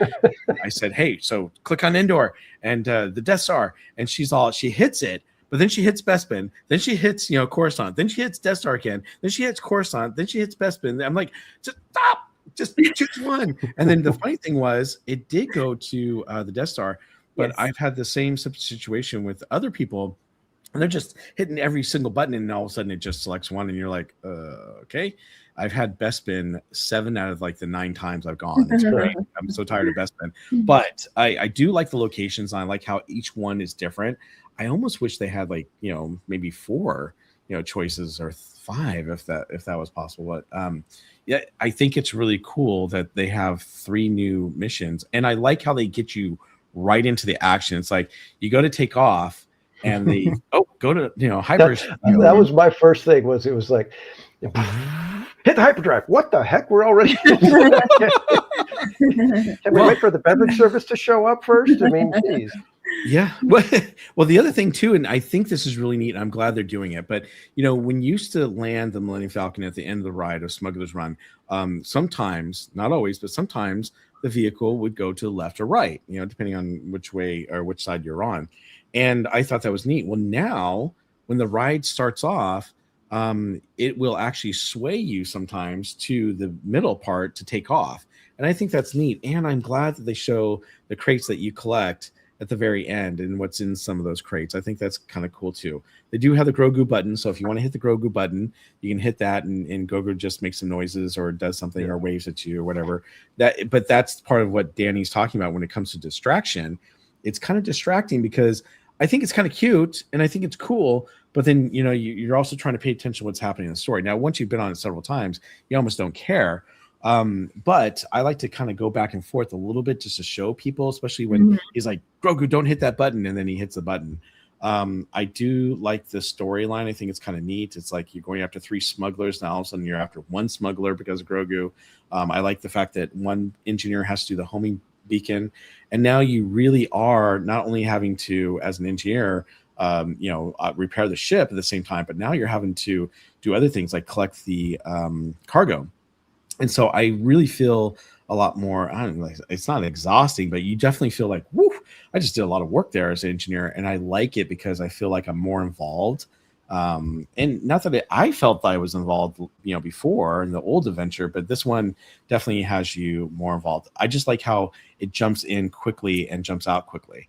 I will say for a while there, didn't think that you actually would stop in the asteroid field because it seems like we were constantly landing. But for the first time last night, I think it was with us, right, Cordy, where we got stuck in the asteroid field. And I was like, oh, we're in the asteroid field. But I like how it's different. It's very cool. And and they land you. They don't talk about, oh, Chewie's going to land us now. I just like how it just gets into it and ends, very quickly. And there's no more, like damage. As far as like how, like 100%, they don't give you like a percentage anymore. They just tell you how you did and how many crates you collected or whatnot. And I think that's neat too. Okay, I'll be quiet now. And sometimes you have a hitchhiker or whatever, right? Like they do not every time. Mm-hmm. Yeah, I love it. I think it's nice because like it's been so long since we've been waiting for something like this forever. So that's nice. And I think for them, 3 different scenes, you're like, if you imagine the normal visitor that would go once a year, once every 5 years, right? It's gonna be great for right. The other thing is there's no mention of the First Order in the beginning of the pre-show. But that's the only thing that's really changed. And I was kind of disappointed. I thought at least they would get you into what's happening, but they wait until later when you're going to get on the ship to hear from Mando. And I was kind of like, really? That's kind of weird. It's like, I wish there was more to the pre-show, I think. Yeah, I haven't seen anything. If it's new when you get into the room with Hondo, because I've only done a single rider. So I think it's the same, right? It's exactly the same.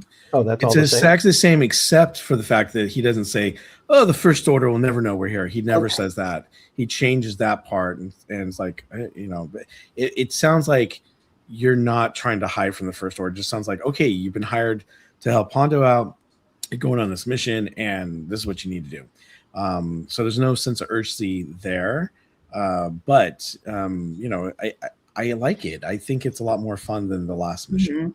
Yeah. Oh yeah. It's I think when I did my review of it, I gave that a 6 out of 10 for improvement. It's like, because I get it, you're stuck with the ride system. Like I said, for me, that's the fundamental flaw is you have to watch the screen. You have to watch your buttons. It just, I'm not in. It's just a personal opinion. There's other people that probably love that the gaming style attraction like that. I just don't. I don't prefer it. So, and then I don't know anything about Mando and Grogu, so for me it was kind of like is that like the whole shtick of Grogu is the don't push the buttons thing, or is that just like it was a one time thing and it just became his thing? I don't know if it's constant. Yeah, well, he's always kind of doing stuff that he probably shouldn't do, and Mando's telling him not to. But so that was fine with me. Yeah, that's what I mean. That's why I said I don't get it, but I'm assuming and every time he giggles, there's always somebody that goes, "Oh, he's so cute," and so they did something right with Grogu. I'll tell you that. That's I said about Grogu saved Star Wars. Grogu got my daughter to buy blind boxes. She's been she's stayed away from it, but they came out with those, and she had to she had to confess. Well, you think about it. When Mandalorian came out, everyone wanted Baby Yoda because they didn't know his name at the time. But yeah, there was not a lot of merchandise, and so people were trying to collect it, like crazy. And now, you got a lot of merch out there, which is pretty cool. Paul, I agree. By the way, they should add a real Razor Crest up on the platform outside. That would make it even cooler, I think. But yeah, that's a cost and expense they probably don't want. Yeah, the makeover of Galaxy's Edge was very much a budget makeover, but they did good with what some of the changes. I mean, the music alone just so phenomenally adjusts at least my mindset when I'm in there. It's a completely different feeling with that music until it skips.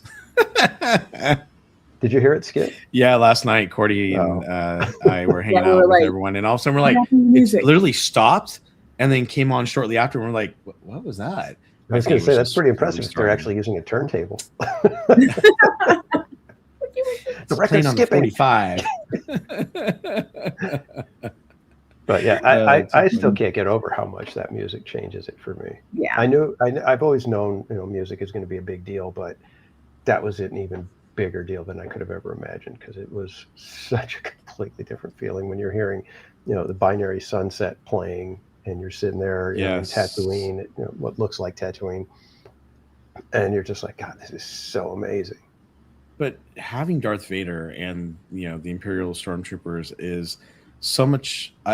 It's not that Kylo Ren's not cool and the First Order was not cool seeing them walk, because it was cool to see them walk through, but Darth Vader was such a bigger bad guy than Kylo Ren, and he has such a presence. The only bummer thing is you can't hear him half the time when he's walking around talking. That's the only bummer thing. They almost need a mic on him.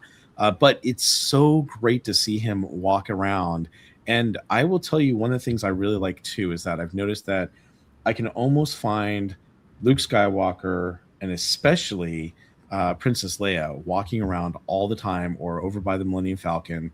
And what was really cool is, and they've always tried to do this with the cast members that play the different characters, but I saw Luke Skywalker and I couldn't believe people were not swarming around him. He was right at the end of the marketplace, and he came walking up to me and he started to talk to me, and someone came up and said, "Can I get your picture?" And he goes, "I'm talking to Bob right now."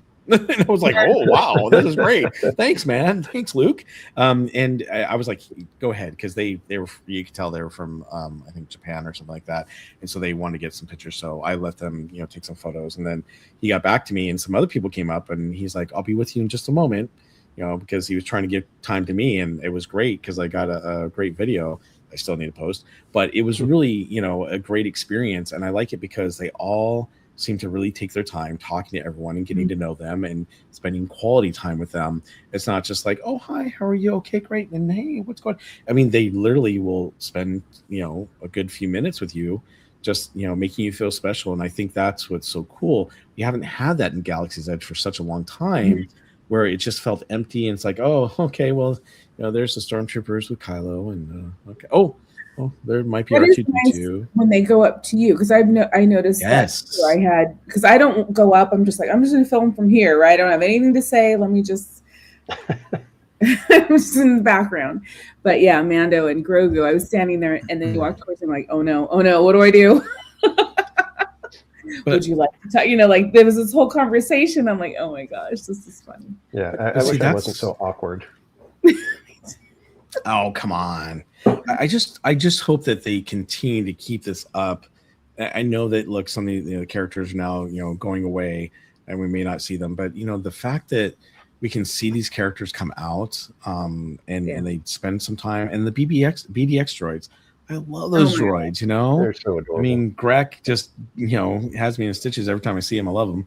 And I want to see more of that. And if they continue to do that, more people will flock to, that area. And the Curious Child with Grogu is a great little addition to the end of the, Shadows of Memories, Skywalker. Yeah, that one didn't do anything for me, but again, I'm not a fan. So maybe I don't get it. I don't know, but I was like, I'm not touching that again. He's just showing, different things that happen in the Mandalorian season. But I think that they need to do more things like that to get you. Now, I'm not a big fan of the projections for Star Wars. I think that they're just okay. I think they could do a lot better job. I know they're telling a story, and the lore weaver is telling what's happened, but I think that they could do a better job with that. So it's a little disappointing for me because I'm a huge Star Wars fan. But who knows? Maybe down the line they'll change things up and make it a little bit better. I will say the projections look cool, and some of the animations look great, but I don't like the static animations that they have, and I wish they'd change it. They need what does Andrew Les Maria say? They need to expand Galaxy's Edge with more things to keep people there, add more attractions. Well, eventually they may add another attraction. They could. Well, they need to add something that's not a motion-based type of attraction, because you got a lot of people that just can't go on those. They're not going to go on Millennium Falcon because it's like, I'm not going to go get sick. I'm here at Disneyland, and just going on that's going to make me sick. They just need like a little dark ride, honestly. Just some fun little cheesy thing, either Ewoks or whatever, but just one little thing like that, and you'll have lines for something else that everybody can go on together, instead of possibly there's a lot of people that don't want to do Rise just because of some of the things that happen on that one. Yeah, they need to do something. I agree with you. There's too many, I think, motion-based rides. But I don't know. I would love to be honest with you, I would love to see a roller coaster. But yeah, I've been clamoring for the speeder bikes since day one, basically. Right, that would be so cool. Take Tron and just put a speeder bike thing on the front end of it, and you're done. They just put her on a treadmill. They want to go budget. Treadmill. Run faster, Mabel. Run faster. Here you go, TBC. Oh, too funny. So, it's fun. We went to see Kylo Ren over in the launch bay. It was so empty. We were the only people. But Darth Vader used to be like that. You'd go and there'd be like nobody for Darth Vader, and it was just awkward when he would come out for me, because it's like you're by yourself. You're in this weird, photo based, just a room for picture taking, and it was just like, hi. Well, he tried. Lynn's, are you still watching? She clammed down. I couldn't believe it, because I was like, she's going to do all the talking. And she didn't talk. She just smiled. So I had to tell him, no, we will not go to the dark side. I don't care what you do. Oh my gosh. It was I got to watch it back, because he got like right in the camera, right? And he's like pointing. Like, I want to say when I went, somebody told me to ask him if they had cookies, and I think I did. I heard you have cookies, and it said something like, I don't like that type of talk or whatever. And it was just like, imagine if they had carts like the parking lot trams, but is the ones from both of episode 4 and the hangar carrying people around. That would be funny, Jonathan Chong. Wow. It would basically be the Jolly Trolley from Toontown. Kind of what those were. I mean, sort of. Wait, Paul. Wait, no. This is Mitch. Mitch's like, how about a Dumbo type ride with TIE fighters and X-wing? No, Whee! no. We already have Dumbo. All right, we don't need something like that. Yeah, we don't need another spinner. Kids would We love need it. something new and original. Wait. Geofire. How's it going, George? Wait, Lynn clammed up? No, she clammed down. She clammed down. Clam down. Love that sticker. Oh, jeez, you guys are funny. You're cracking me up. Oh boy. All right, what's next on our list? Anything else? They're doing I know you talked about it on your Give Me 5 TPC, but the lightsabers, right? They're doing the. Oh, yeah. Yes. Oh my God. Have you guys gotten to do it? No. Because I had done it twice before. I did it once with Sideshow and then once with his friend. So I'd seen it before, but then this was the first time me putting together a lightsaber. And I'm like, big deal. You put together a lightsaber, you walk out, no big deal. Put together a lightsaber, you're holding it, you set it down, they bring it, ignite it with everybody, and all the lights go, everything goes off, you're holding it up and blah, blah. And then I'm like, I got to give it back now. They're hoping you don't. Yeah. Well, that's just, and I was talking, I think it was with Sideshow, and I was saying, if it was probably like $150, I probably would have walked out with that lightsaber. I probably could have, all right, I'll just, not do whatever, for the next couple months, and I'll have my lightsaber. But 250. Yeah, they went It's up a little harder. It's a little bit harder. Let me put it this way. I was there 7 years ago when it opened, and I bought a lightsaber, and I loved it. The whole experience was amazing, and I would love to go through it again now that they're letting people build lightsabers without buying them, which I think is pretty cool. But I got to be honest with you, after I bought that thing, and then I took it home, and then, by the way, the batteries died. I can't figure out how to get the batteries out. I've talked to the cast members a couple times. I think I'm just going to have to take it in and see if they can open it up for me and show me how to, change the batteries out and whatnot. But to me, it's like, oh, wow, I spent how much money on this and I don't really use it. I mean, I did have the hilt on display for a while because you can detach the lightsaber portion, which is cool. But I can't see spending that much money again on a lightsaber. Yeah. So... Yeah, and we've talked about it, how the Harry Potter wands, it's a much lower price point for entry. It's easy for the normies to say, I could spend, $30-$40 on a wand. You've got a bank of there was 30 of them that you could choose from. There's the whole thing in Ollivanders where they, the wand selects you or whatever. So they've got everything going at a way cheaper price point, and when you have your wand, it does stuff in the land. Yeah.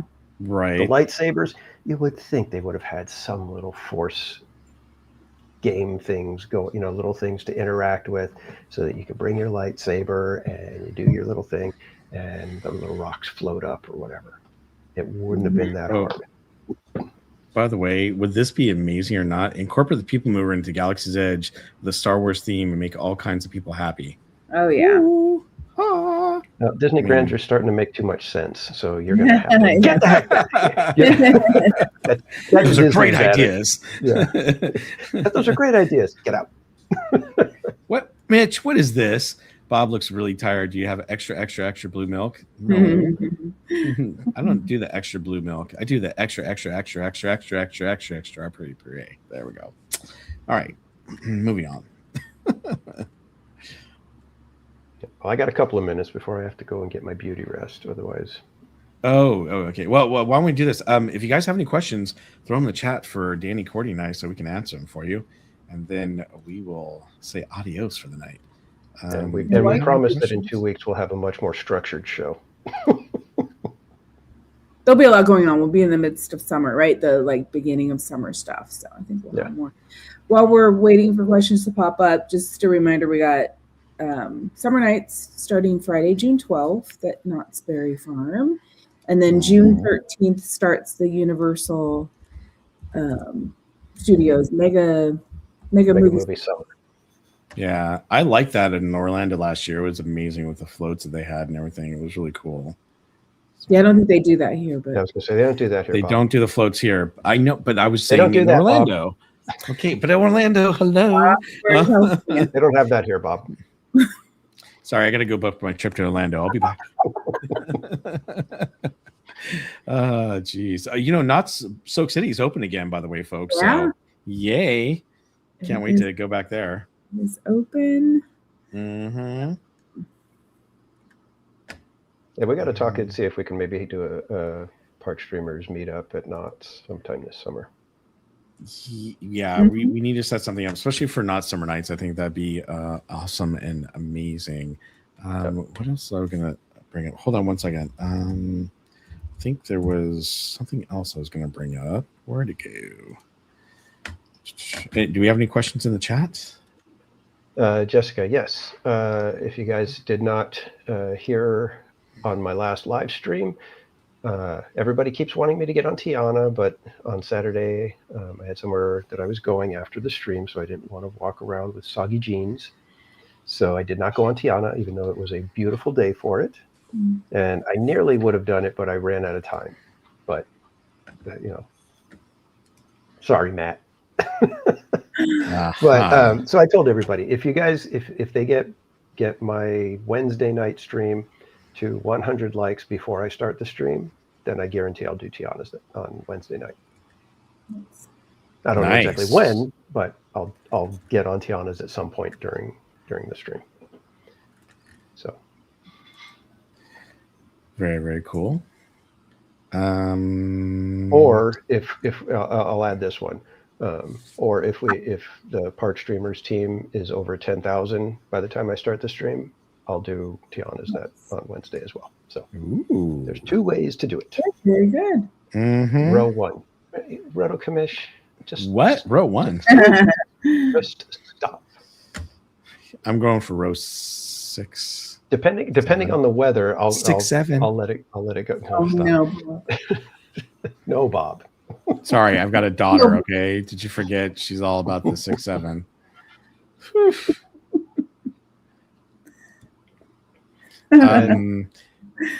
Yeah.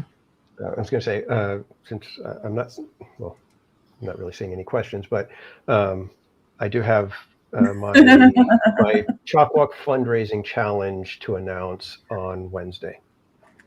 Nice. Yes, how many likes I will just be. To wear the Crocs? I could bring them. I mean, it's not. I don't mind wearing them.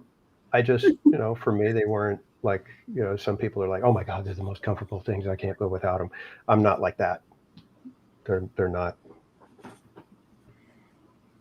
I don't know. Yes. Like I said, I like them. I don't mind them at all. I'm planning to wear them all day on my splashathon. So,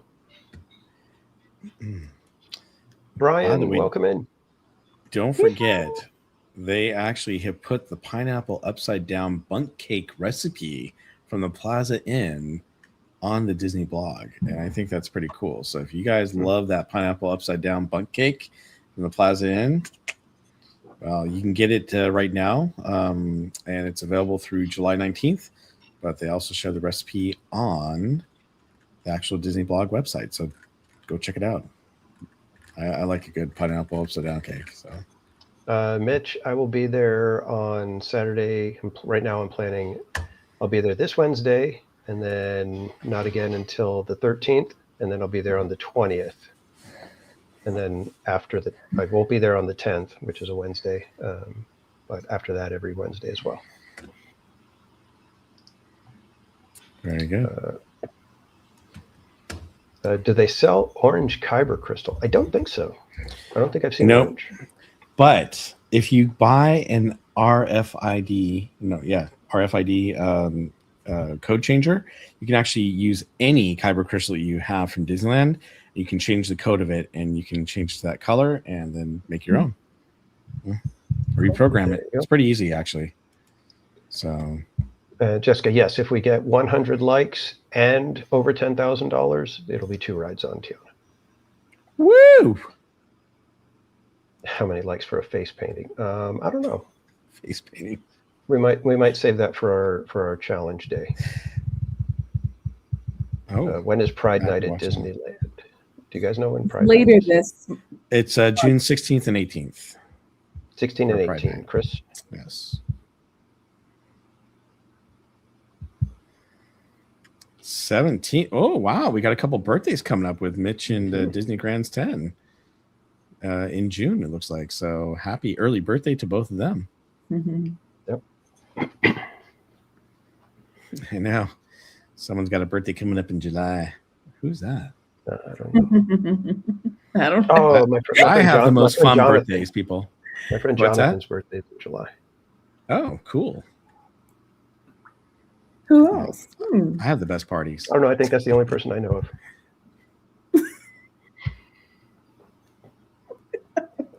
Whatever, theme park casual. Someone's not getting an invite to the party this year. Just kidding. Please do your party at the Carter Strong event on the 19th. Let's do it early. No, my birthday actually falls on the day I do my party this year, so I can't do that. Oh. Nick W., how you doing? Nick's in town, by the way. I'm gonna try to meet up with him and the family on Thursday. So, and by the way, Disney Chip Fun is gonna be here next week, and I believe Wednesday, the 10th of June, is when they're gonna try to go to the park. Just to give you guys a heads up. So, All right, real quick, everybody. I do have stickers and prints are done, so I just need to send out emails to make sure that I've got the correct mailing addresses. Yep, isn't that such a good one? and I have Scooby snacks, everyone. Oh, sorry. What do you got, Cordy? I know. I'm missing them. I got Kleenex. There you go. Kleenex brand. That's Oh, wow. amazing. Brand name. I know. Why do I not have anything? What kind of Disney household is What? this? Yeah, what kind of Mickey Mouse operation you got going over there? All right. Wait, I do have, since we've been talking about Grogu. Oh, Wait. see, there you go. Aw. Where is he? I can't see him. Oh, wait. Back up. No. Back it up. Back it in. There he is. There he is. There he is. Nice. Plus, he's green, and so it's saying, "Oh, green screen." Is that frog in his Right. Jessica saying, so friends, go on TPC's stream this coming Wednesday for a like. Yeah. Yep. I figured, you know what? That's the least I could do. If you guys are willing to go hit the like button early, I can do Tiana. I think that's a fair trade. I don't see any other questions, by the way, popping up. So, All right. Great. Fine.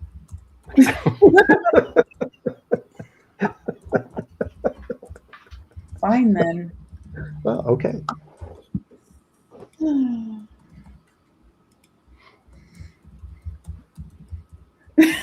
Box of the Disneyland 70th cards to open. Gosh, that's one of those ones where it's like, do I open them or do I just leave them sealed?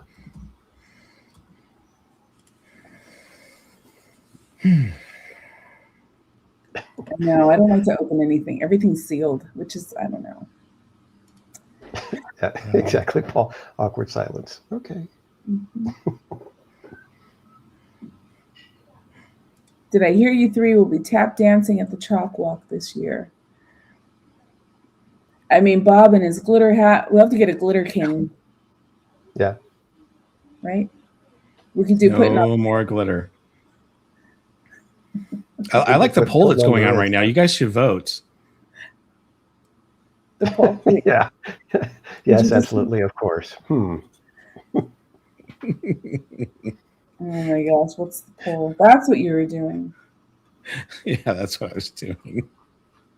They have these new widgets. I was like, I gotta use one. All right, I think we don't. Oh wait, did I hear Bob will be in a glitter suit for CHOC Walk? No. Look, it's $1 million, and I wear a glitter suit. $1 million. That's what we have to earn. And what glitter? No monocle? No. No. Wait. Did I tap dancing? No tap dancing either. Full Well, glitter outfit? Nope, not happening. Good night, Trish. Have a great night. I don't see any other questions, so I think it's a great time to end this Park Streamers Hangout, everyone. Glitter starting to squeeze you a little, Bob. Look at all that glitter behind him on his I know. background. That is not glitter. Okay, that is confetti. It's and just a fireworks. Sparkly. It's just a sparkly. Sky glitter is still glitter, Bob. It's not glitter. It's a firework. Glittery fireworks. It's sparkly, glittery sky. You can't deny it anymore, Bob. It's okay, man. Yes. See, now everyone's saying good night. See you later. Sweet dreams. Lean into it there, Bob. Embrace your glitter, Bob. I did last year. I wore the hat. Dave just I ate the glitter. Okay, Dave just Dave. Hey, Dave. I did. All right. Well, now's the time to end this so you can get your beauty sleep. Theme Park I know, Casual. I was going to say. I'm actually in charge of the media tomorrow because our media guy is on assignment for work, so he can't be there. So I have to be on time tomorrow. I have to let everybody in. Lenny, how you doing? Welcome in. Hi, Lenny. Hey, Lenny. The conductor glitter hat. That's right, Nick. I wore that for the whole entire stream and CHOC Walk.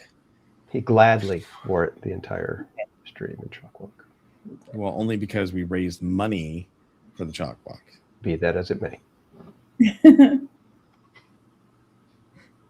All right. All right. I think it's time to end this podcast. Alrighty, kids. Thanks again, everybody, for joining us. Before we go, let's find out where our friends here will be when they'll be live in the park again. Cordy, would you let everybody know where they can find you and when you're streaming next? Yes, you can find me on as I disappearing YouTube, Instagram, TikTok, Discord, and Twitch. And I'll be at Universal on Wednesday. Oh, sorry. Oh, Are you going to Universal? Sorry. I'm hitting the wrong buttons tonight, apparently. Just wait till you're on the screen.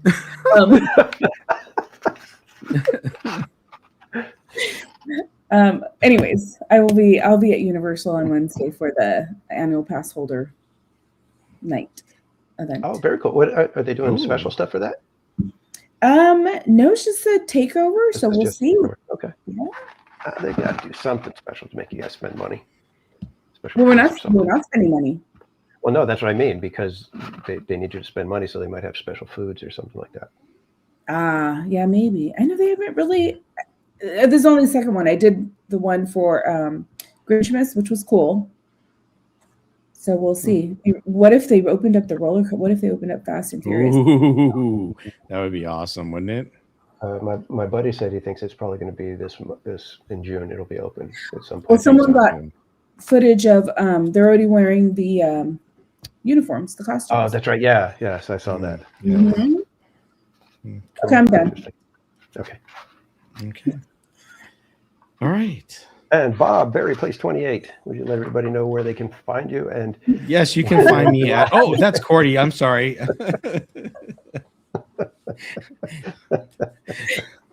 So guys, you can catch me on YouTube, Instagram, TikTok, X, and Facebook at Barry Place 28. I'll be streaming on Thursday. I'm actually going to go in the park a little bit early to meet up with Nick and his family, and then do a live stream. And then I'll be back on Sunday for sure. So I hope you guys will come join me on Thursday and Sunday this week. Awesome. And you can find me on YouTube. I thought you were going to put a picture of Grogu or something. You can find me on YouTube, X, and Instagram, all of them at Theme Park Casual. I will be live at the parks on Wednesday for our usual favorite live stream from SoCal in Disneyland that starts around 5 o'clock.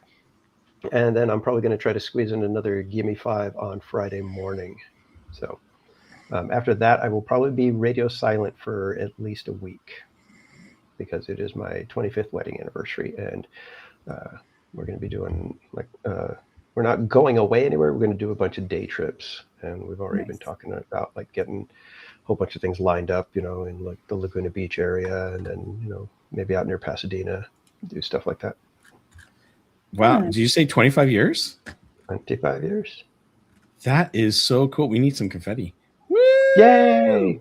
Yay. That's awesome. Well, congratulations to you and Mrs. Casual on 25 Thank you. years. Amazing years, and to many, many more. That's so cool. Thank you. Thank you. All right. All righty, kids. Well, with that, we're going to wrap it up here. Thank you again to Tim and Jamie Anke. Anke. I'm terrible at the Anke? names. The 2026 CHOC Walk Ambassadors.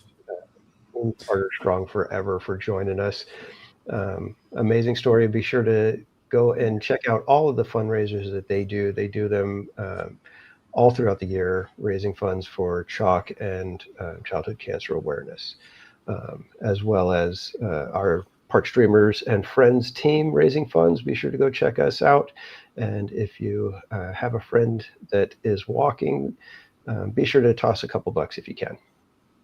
So with that, we will say good night, and we will catch you guys in 2 weeks on the next Park Streamers Hangout. See you, kids. All right. Bye, everyone. Bye, everyone. Have a great night.